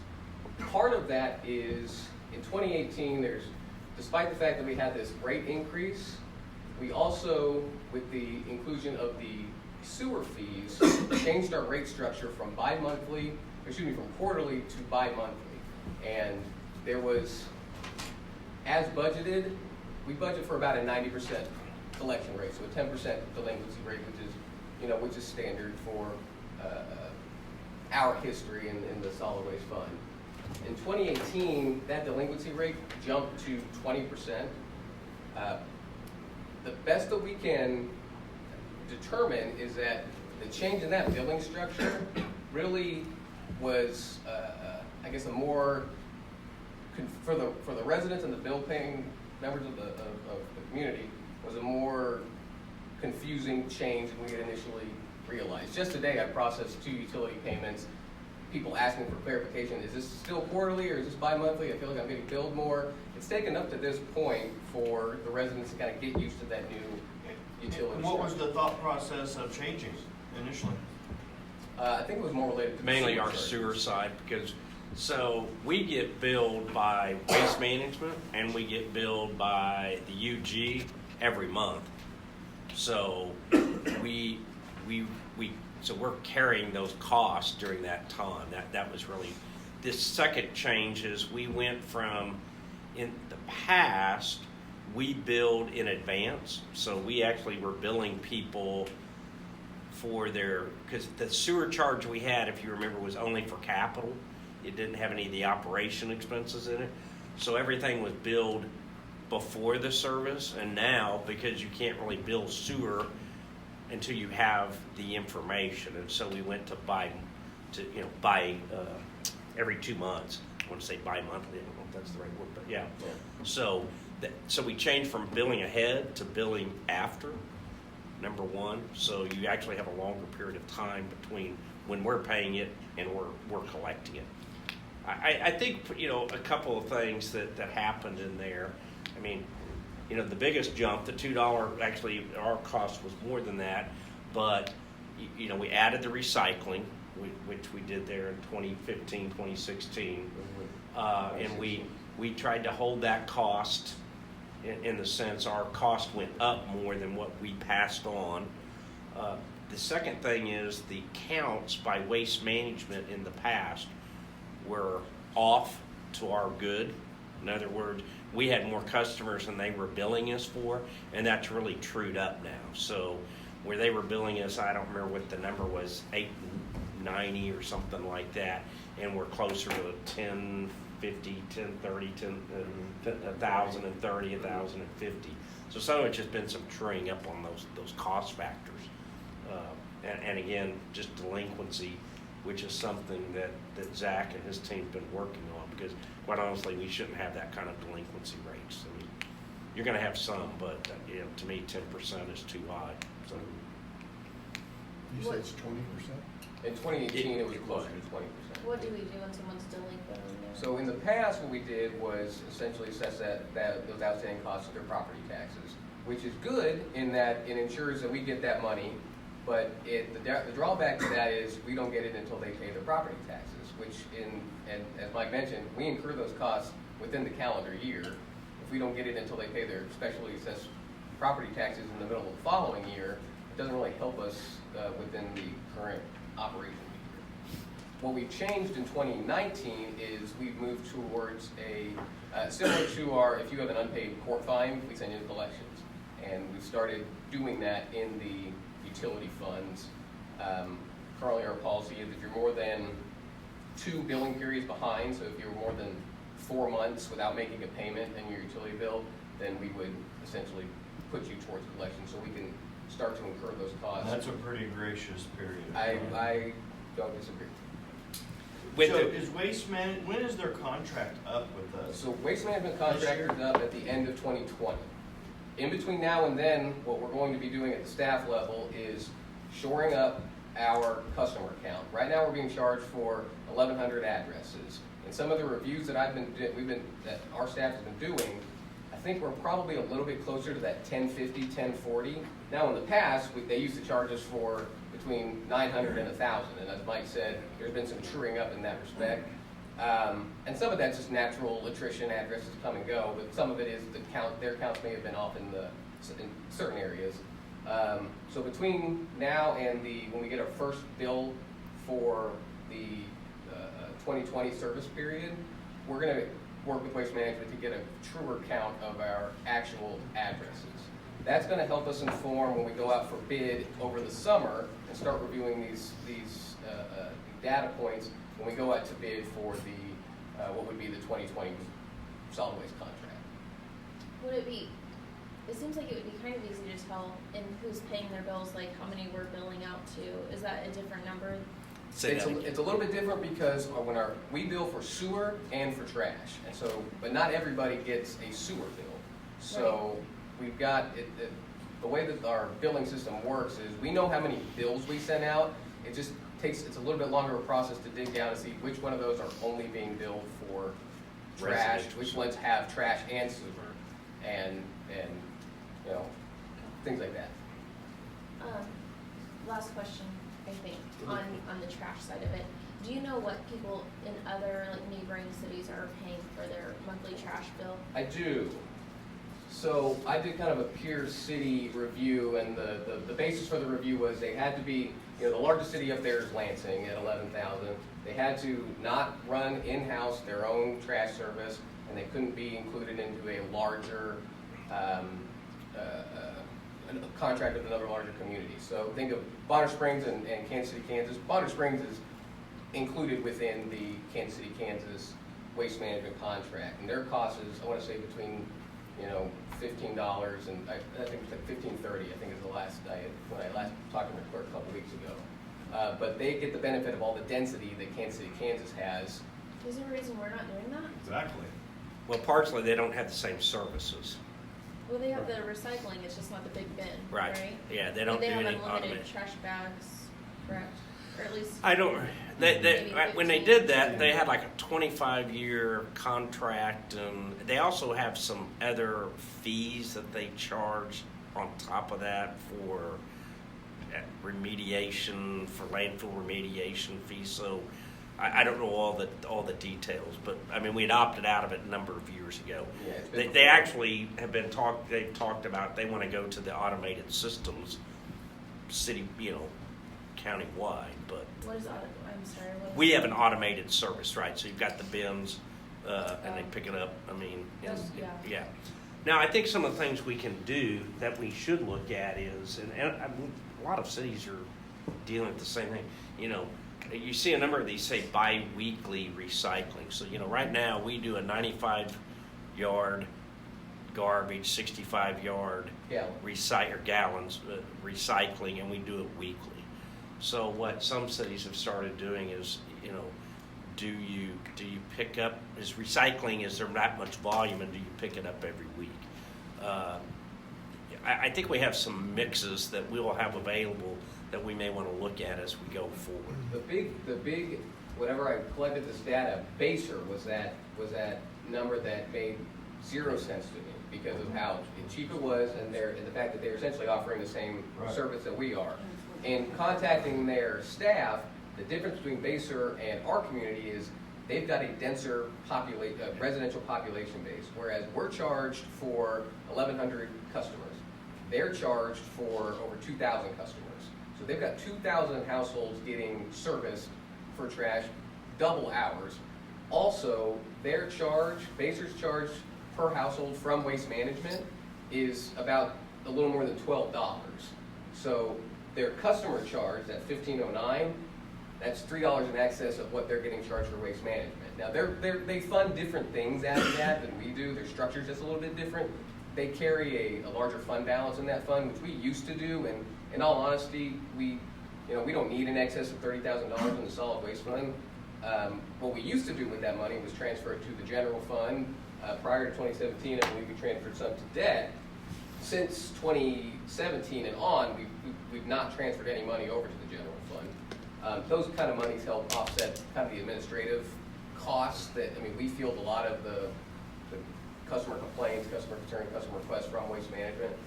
We've not been doing that for a number of years, so it's really an in and out fund. People pay, and then we pay for the service, and we don't really include a lot of fund balance in there. Baser's structure is a little bit different. Well, does our waste management representative, does he give any kind of explanation for that?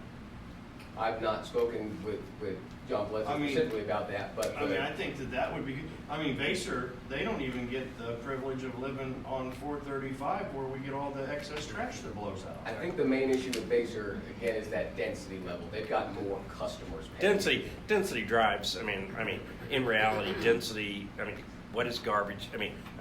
Right, simplistic, it's a trucking company. And if you can pick up volume in one place versus multiple places, it drives your garbage. And our population is also a little bit misleading in that, including in this population are the mobile home park residents, but the mobile home park residents are not our waste management customers. They are considered a business. So we're just spread out more? We are. So there's a few things here. We're going to go off to the weeds for a little bit. The issue about the mobile home park is, should it be separate? Quite honestly, as a policy, right? There's different places that treat that different, same situation, right? Should it be a city? We have a franchise service, right? And the second thing is, and we haven't done, but we'll have this opportunity for discussion. And do you include commercial collections into the overall deal? Again, It's about volume in the solid waste business. You know, that truck's gonna hold X number of tons of garbage. If it can pick it all up at one stop and send it to the landfill, that is the most efficient service you can get. If I gotta make 800 stops to get that same volume of garbage, it's gonna cost me more money. I mean, it really is a volume-based business. So the route and the density makes a lot of difference. And I think you see it somewhat. And you also have to reflected take here. into proximity. Right, Right. absolutely.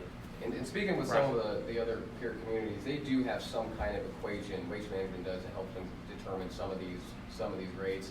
And we've requested that information in 2020 as we start putting together our data for when we go out for bid. I think that'd be great, and it was exploring some of the options, like if Bonner's looking at to going into automated, maybe we say, okay, do you wanna drop Casey Fay and partner with us instead, so we can get that housing, or? I mean, there's a lot of different structures to do. At Lewisburg, I'll bring them up again. I mean, you see, I put that star, that asterisk right there, because, so how Lewisburg works it is they kind of have an a la carte option with Waste Management in that they've got a base fee in that everybody pays this amount, and then if you want biweekly recycling in a 95-gallon or a 65-gallon tub, it's this extra. So it's kind of loosey-goosey as far as who's got what service, which I'm sure has its own administrative challenges. But dollar for dollar, for somebody who's got a 65-gallon recycling cart and a 95-gallon trash cart serviced weekly, like we do, in Lewisburg, it would cost them over $20. So how long have we been in this contract cycle with them?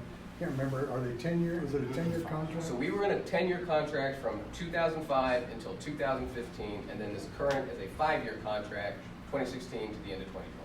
The other thing I'd love to find out is if it would save the folks living in the trailer park money to join us in that contract to get our numbers up. I don't necessarily want to do something that's going to cost them more money, but if it would be mutually beneficial, maybe we can look at that. I mean, ideally, you would think that would, I'm not sure how they're, because they're handled as a business account, but I would think that because of the density within the community, that bill included in the residential structure should go down. Now, I've not done too big of a deep dive into that, but as we start putting together some of this information for 2020, then that's definitely some of the information we're looking at.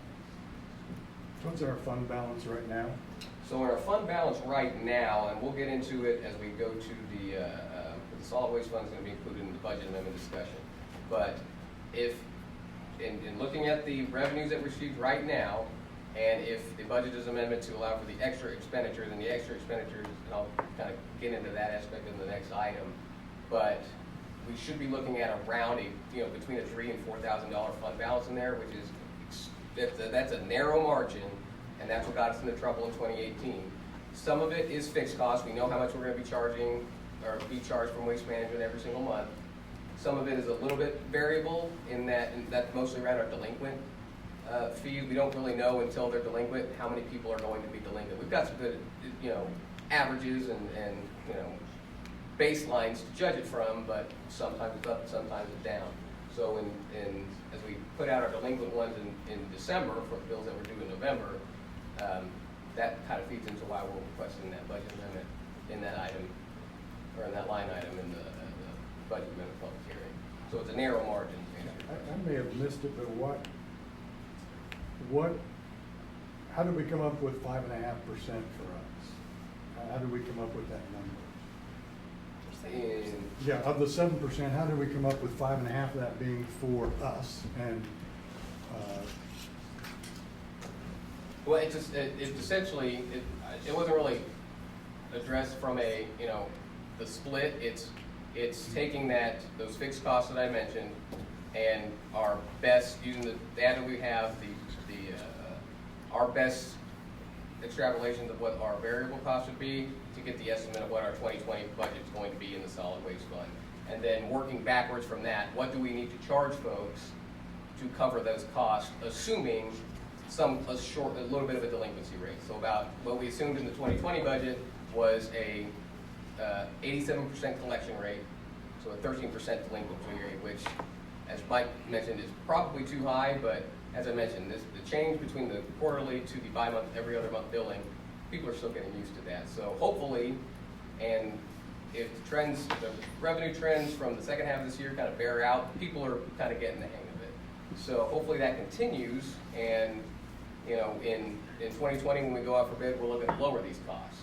But for the budget year in 2020, what we assumed was that 1873 rate, based on the costs that we know we have, and assumptions informed by some of the data we've got on some of the variable costs. So our, I was just trying to, so at the 16,666, so our cost from waste management is $199,992, so $200,000. That is, they're going to charge that to us whether we collect $1 or no dollars, right? And then our cleanup day, so we have those costs. Yeah, cleanup day kind of varies based on how big of a service we want to do, and this only covers the cost of per our contract, we get 2 40-yard containers for free, and then anything upside or over that is $275. And there's some, depending on tonnage in there, there might be additional costs associated with there, but this is what the costs have been for the cleanup day over the last $2,000 or so? Yeah, Okay. at least $2,000. Now, that also, other costs included in that account are also the billing charges, the website maintenance, things like that. All told, we're about $8,000 of cost outside of the waste management contract that is paid for with solid waste fees.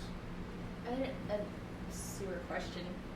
It says we're going from $3.75 per CCF, and we'd be increasing for residential to $3.87 per CCF. I had no idea what CCF. So CCF is cubic. It's 100 cubic feet.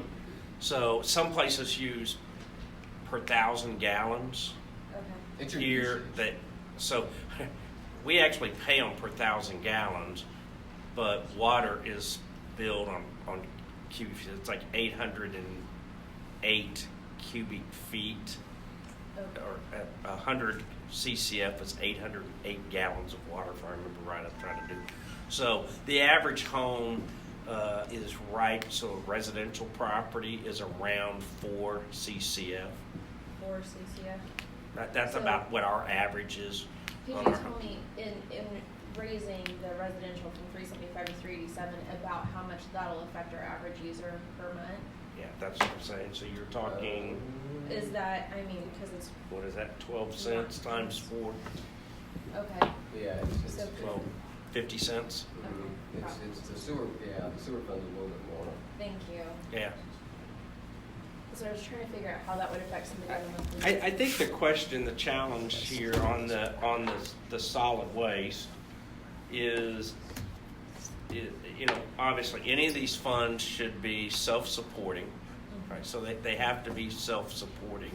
And so I think where Zach is where we're at is, I mean, if we do something less than what's been proposed, then we potentially make that fund not self-supporting, and we'll have to move money from basically general fund or some other place to cover those expenses.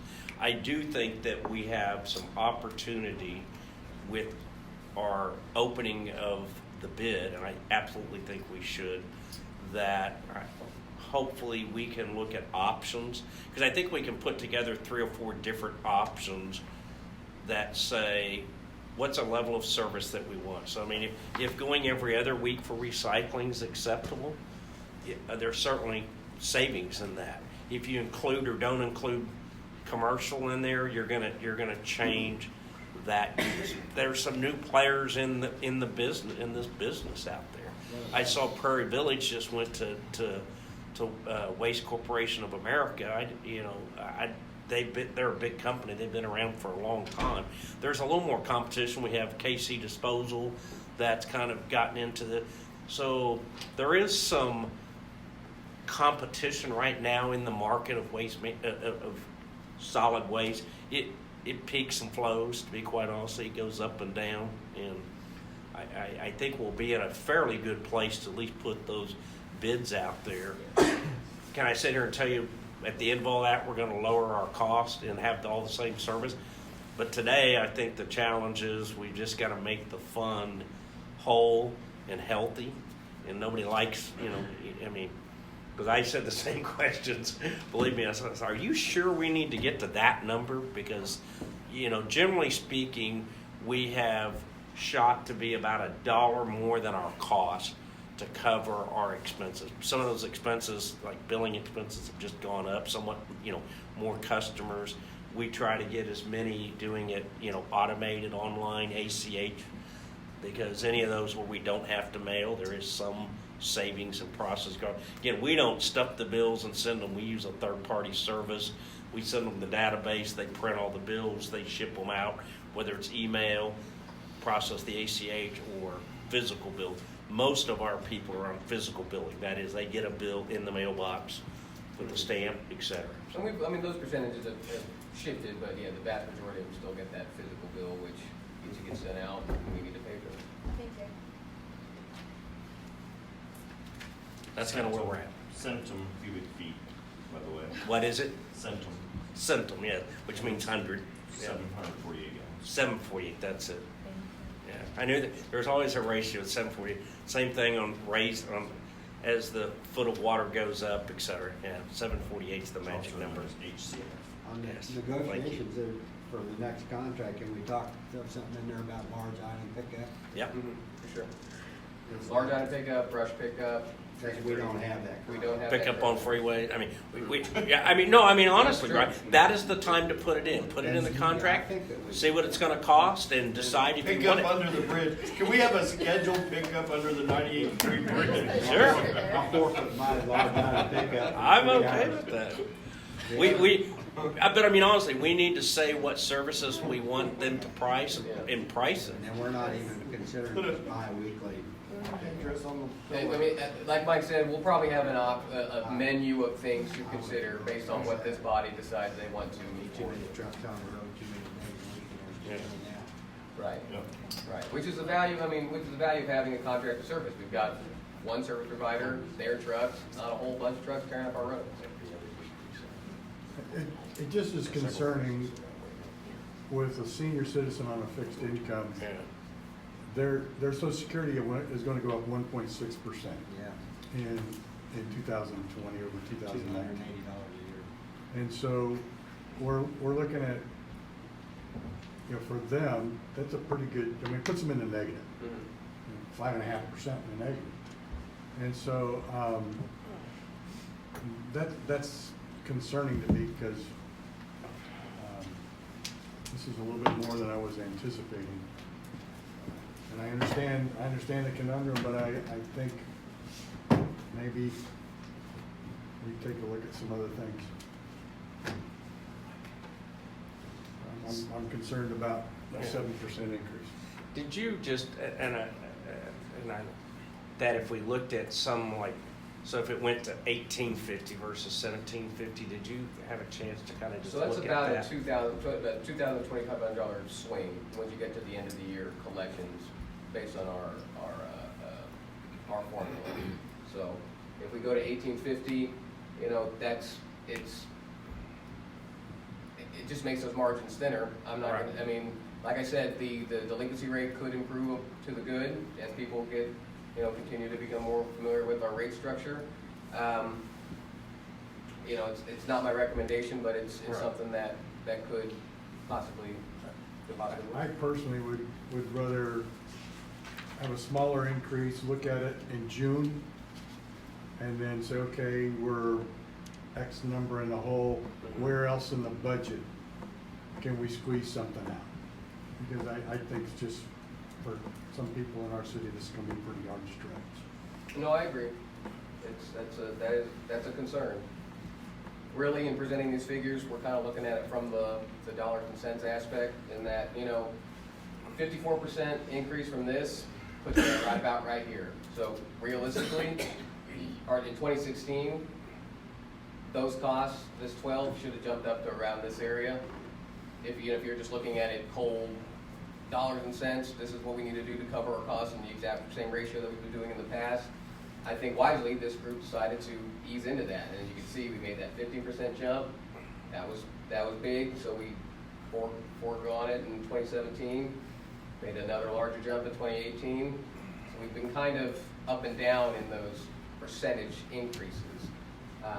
But you know. And without staying on it too long, I was thinking, while since we're sending this out for billing and things like that, we might even find if it would save our people if they go paperless, pass that savings on to them, or if they do an automatic payment, if we could pass the savings on to them just to offset that expense a little bit for them.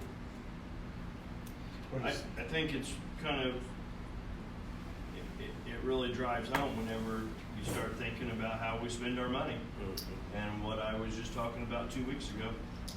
And when we're talking about putting the dollars on our taxpayers' backs, our residents, and how it impacts them, and cutting services or not cutting services or buying new and getting more, sometimes you gotta take that reality check, and it's always nice to have new and cutting edge, but you know, we still have to take care of the people that are here.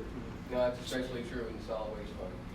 We know what It's true all over. we know what those services cost, and you know there's a cost burden to that. So I was just looking, I just ran, you know, so a 5% increase puts you at like 1838, I believe, is what it was. And just Sounds off, about right. and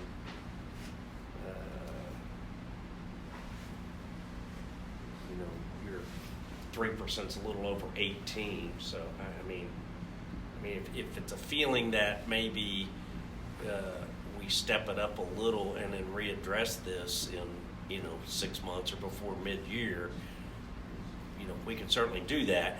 Now, anytime we do that, I mean, obviously sometimes the downside of that is you do that, you take a small step, and so 6 months from now you may have to take even a bigger step than you didn't if you don't fund it. I So would be in it's favor of 50-50. cutting it in half, in my opinion, and that we do a 3.5 and see and reevaluate it in 6 months.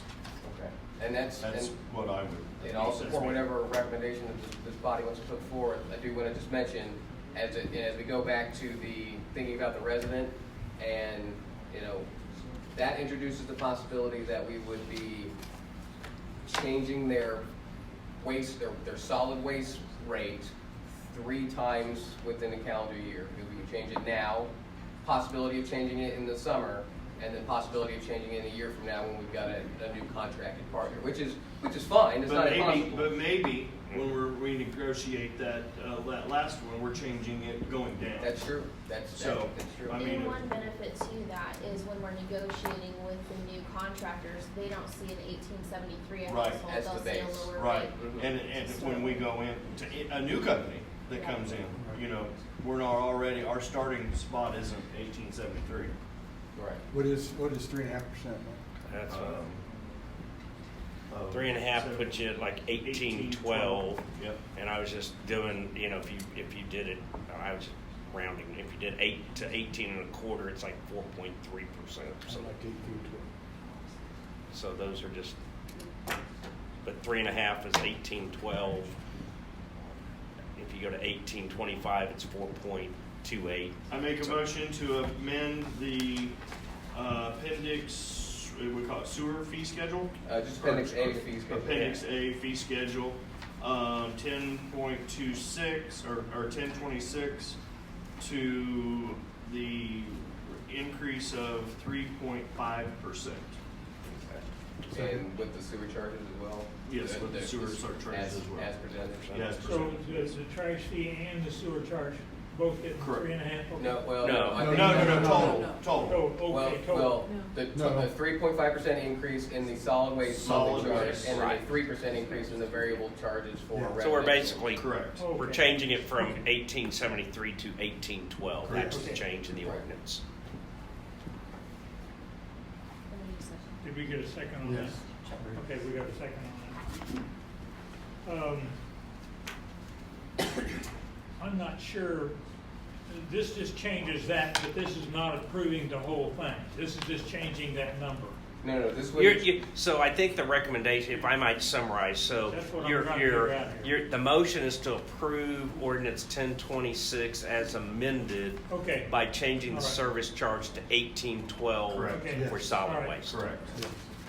That's the way I intended it, as long as that's the way the Yeah. second. Absolutely. That's the way I have it. And the sewer stays the same? and- Yes. Stays at 3%. 3%. Yeah. Okay. It's been moved and seconded to amend the ordinance 1026 on the solid waste charges to 3.5%. I'm not gonna put the dollar. We got it, yeah. I'm just gonna say 3.5%. You're basically approving ordinance 1026 as amended by, By the motion. yes. Yeah, okay. I don't need to say any of that other stuff. We got it. Okay, never mind. Okay. So, clerk, please call roll. Adams. Yes. Cahar. Yes. Malat. Yes. Schreiber. Yes. Stein. Yes.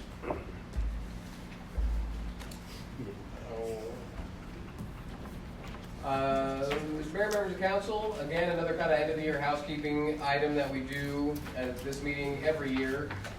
State statute prohibits us from exceeding budgeted expenditure in any of our budgeted funds.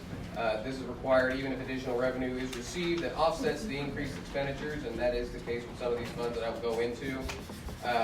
What we've got before the group are the funds that staff is recommending that we amend the fiscal year 2019 funds. In order to do that, we'll need to conduct a public hearing and hear any comments, if there are any, from the gathered assembly. Close the public hearing and then have the action on it. I'm just going to review these really quickly. The Economic Development Fund, the recommendation to increase that about $174,000, a little bit more, closer to $175,000. That is due to the increases in the due to the B&C roads work for the Riverview Crossroads project. That was approved earlier this year. The fund balance in that fund, if this were to be amended for 2019, would be around that $200,000 mark. Technology fund is recommended to increase about $6,000. This incorporates the increased cost in the DigiTicket upgrade, which was more than $6,000 total, but what was already budgeted in that fund were the second half of the server upgrades that were actually captured completely in 2018. So that $6,000 increase kind of covered our bases with the DigiTicket upgrade. Special sales tax is being recommended to increase about $72,000. This is largely associated with the acquisition of the new fire truck. Some of those costs, about $40,000 of that was covered by the sale of the old fire truck. The cash balance in the special sales tax fund, if this amendment were to go through, would be around that $100,000 to $115,000, depending on sales taxes coming for the rest of the year. Cash bond account, this is related to the municipal court and the use of cash bonds to guarantee appearances. This is a floating number. The recommended increase for that is $77,496. And for solid waste, we're recommending an increase in the expenditure for that because we're coming in right at cost. What we don't want to do is get to the point where if our delinquent billings is over what we think it's going to be, that we're hitting the ceiling on that. So we may not expend that additional $4,000, but if we need to, that gives us that cushion to do that. And what happens with it with that money if you don't have to spend it? Does that just go to the general or? Well, then since we'll have to spend it, we'll get essentially a budget violation, I believe. So say that, yeah, if you don't amend, what happens? No, like he said, we might not use that whole 41. It just, the fund balance. So each of these are separate funds, so they have their own fund So it balances. just and- stay in there. It would just essentially stay in there. And none of these are property tax supported Yeah, funds, so these don't have any bearing on our mill rate, our property tax rate, or any of that. And just Any for break. clarity, this does not increase the budget that we approved previously. No, this is related to the 2019 budget, so it amends those funds and increases our expenditure levels for the 2019 budget. It doesn't affect the 2020 budget At all. at all, because the amended amounts were included in the estimated year-end figures for 2019 in putting together our 2020 budget. I think that's what you're asking. So We're just leveling everything out so that there's no negative fund balance. Right. Effectively, you're just keeping the fund balances. So let's take the fire truck, that's a special sales tax, right? So when we bought the fire truck, we actually knew we were going to sell the old fire truck, so we were getting that revenue in. So we didn't borrow as much money as we needed to, but we had to pay the $40,000 or the $50,000 as a down payment. Well, we didn't budget for that down payment. The money came in, but no, from a state standpoint, they don't care how much revenue you have. They only care about how many dollars. We didn't budget to do a down payment on the fire truck. I mean, it's those kind of. So none of these will affect rates.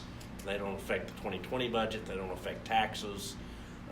You're just kind of truing up the accounts. Right, yeah, because you even don't though want it to be represented as a spending No. you could have generated 5 times as much revenue, right. but if you spend $1 more than what you originally budgeted, which was actually done in August of 2018, you would be in violation. So effectively, it prevents you being in a violation of the budget.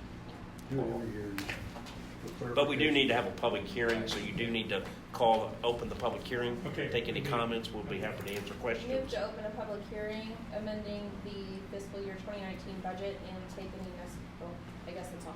Open a public hearing. Second. It has been moved and seconded to open the public hearing to consider amending the funding year 2019 budget. Would the clerk please call roll? Adams? Yes. Gayar? Yes. Malat? Yes. Shriver? Yes. Stites? Yes. If there are no other questions by the council, it is now open to the public to make comments or questions.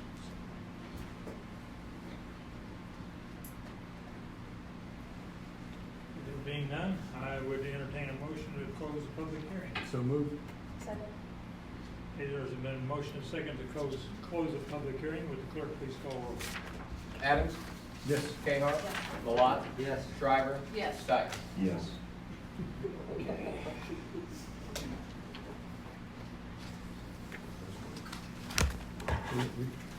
But we need to vote on it now, don't we? Yes, sir. Yes.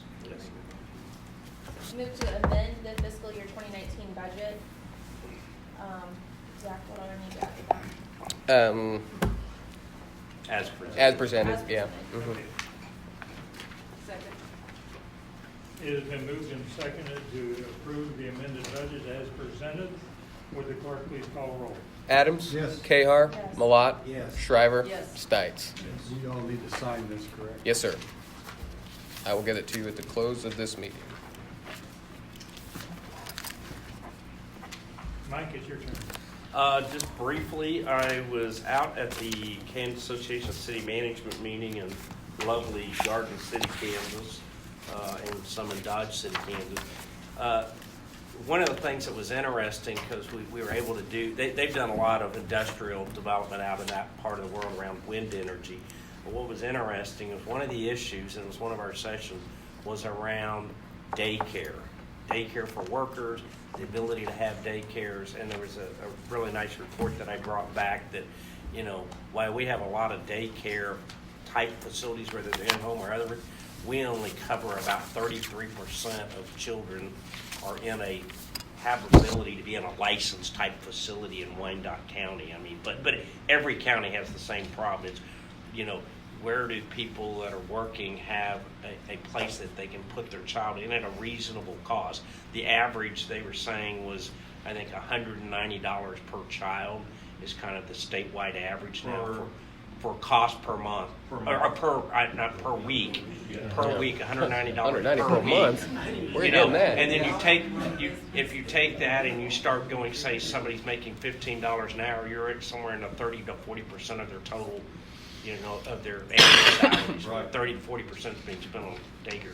It is it really is a critical problem. It's one we hear through the Wyandotte EDC, this same thing of daycare, transportation, and just having a workforce are really the top three things, right? Somebody coming in, showing up on Monday, being there on Tuesday, they need dependable transportation to and from work, and they need, daycare facilities that they can depend on, that a parent knows that their child is in a safe, educating environment. So these are critical issues that just keep going. Maybe in our studies and our moving forward with town center project. Yes, it is. That can be, because, we brought that up, I think maybe I brought it up when we were talking about out at the, on Wood End. Mhm. But Absolutely. it totally makes more sense. Absolutely. I mean, geographically, Yeah. to put it right. I mean, right Yeah. in the mix, Yeah. where we have kids and centralized and where they can be dropped off. I didn't realize how complicated, they were talking about, well, you can't do a 60, because if you have 60, you got to do all these other things. You don't want to ever be more than 59, but you got to be more than this number, or that, and going to start Maybe having. setting 59-year-olds? Yeah, yes, I need it. But it, just the complexities around it were really amazing. I just didn't realize it was as complex as it was. And then, since this is our last meeting, I know we'll hopefully see you all on the 20th, I think, is our city event. Hopefully you can make it to that, but if for some reason I don't get a chance, Merry Christmas. It's been a wonderful year. Look forward to next year and keep doing what we've been doing. Thank you. Okay, thank you, Mike. Zach, you got anything to add? No, sir. Okay.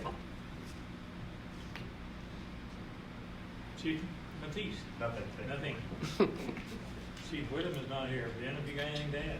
He wanted me to let everyone know that the Cram the Cruiser Cram a Fire Truck project is almost done. The kids are going shopping the last day of school. It's either the 19th or the 20th. The families have been selected.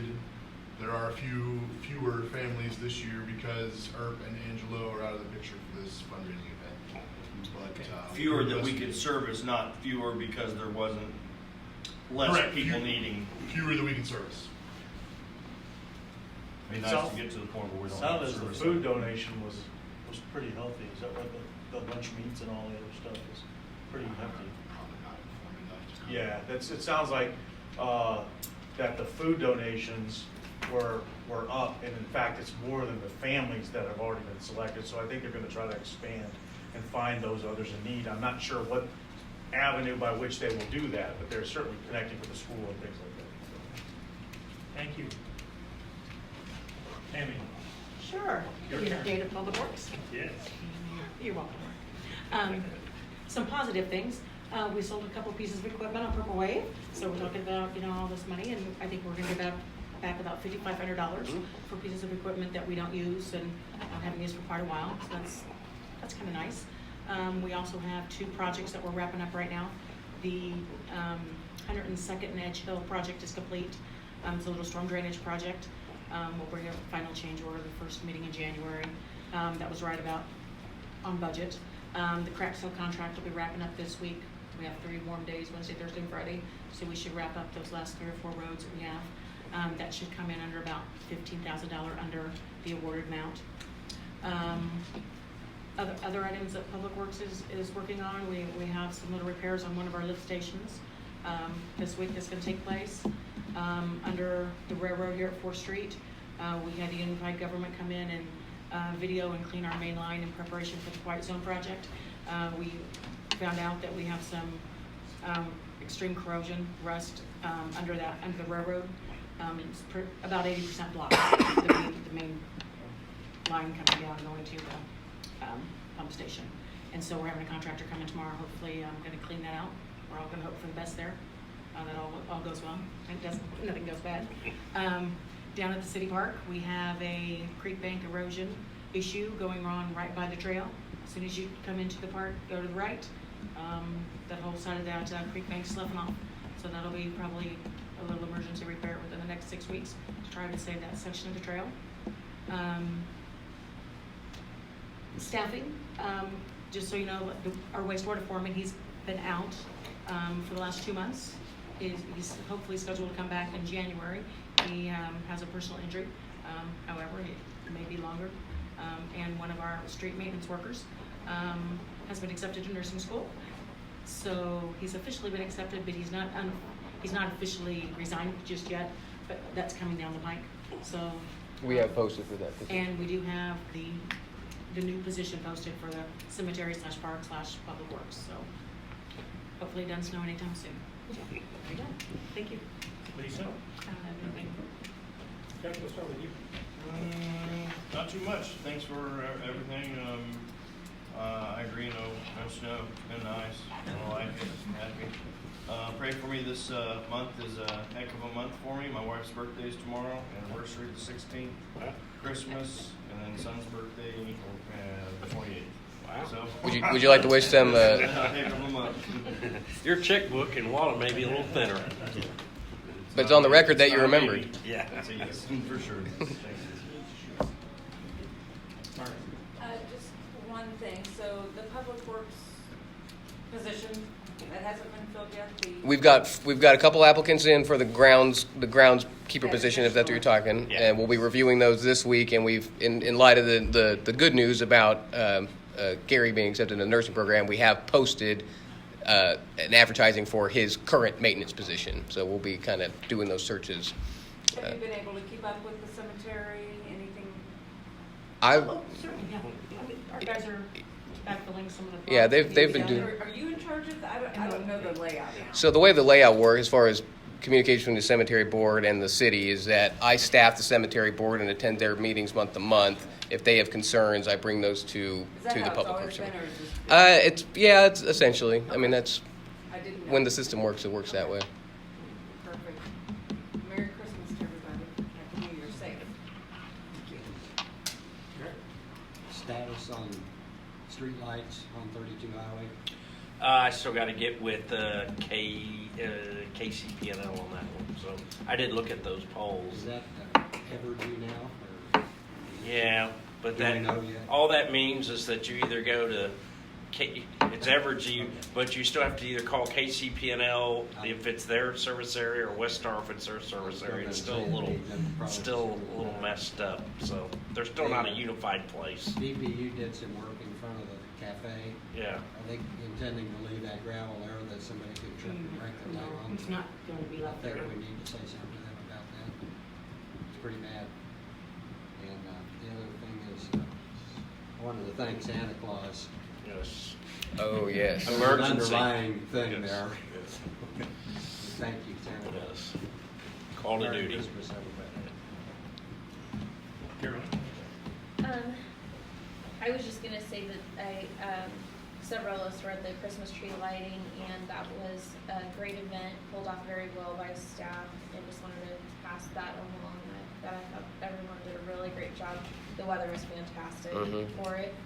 I had a quick question about if we need to put off the answer, that's okay.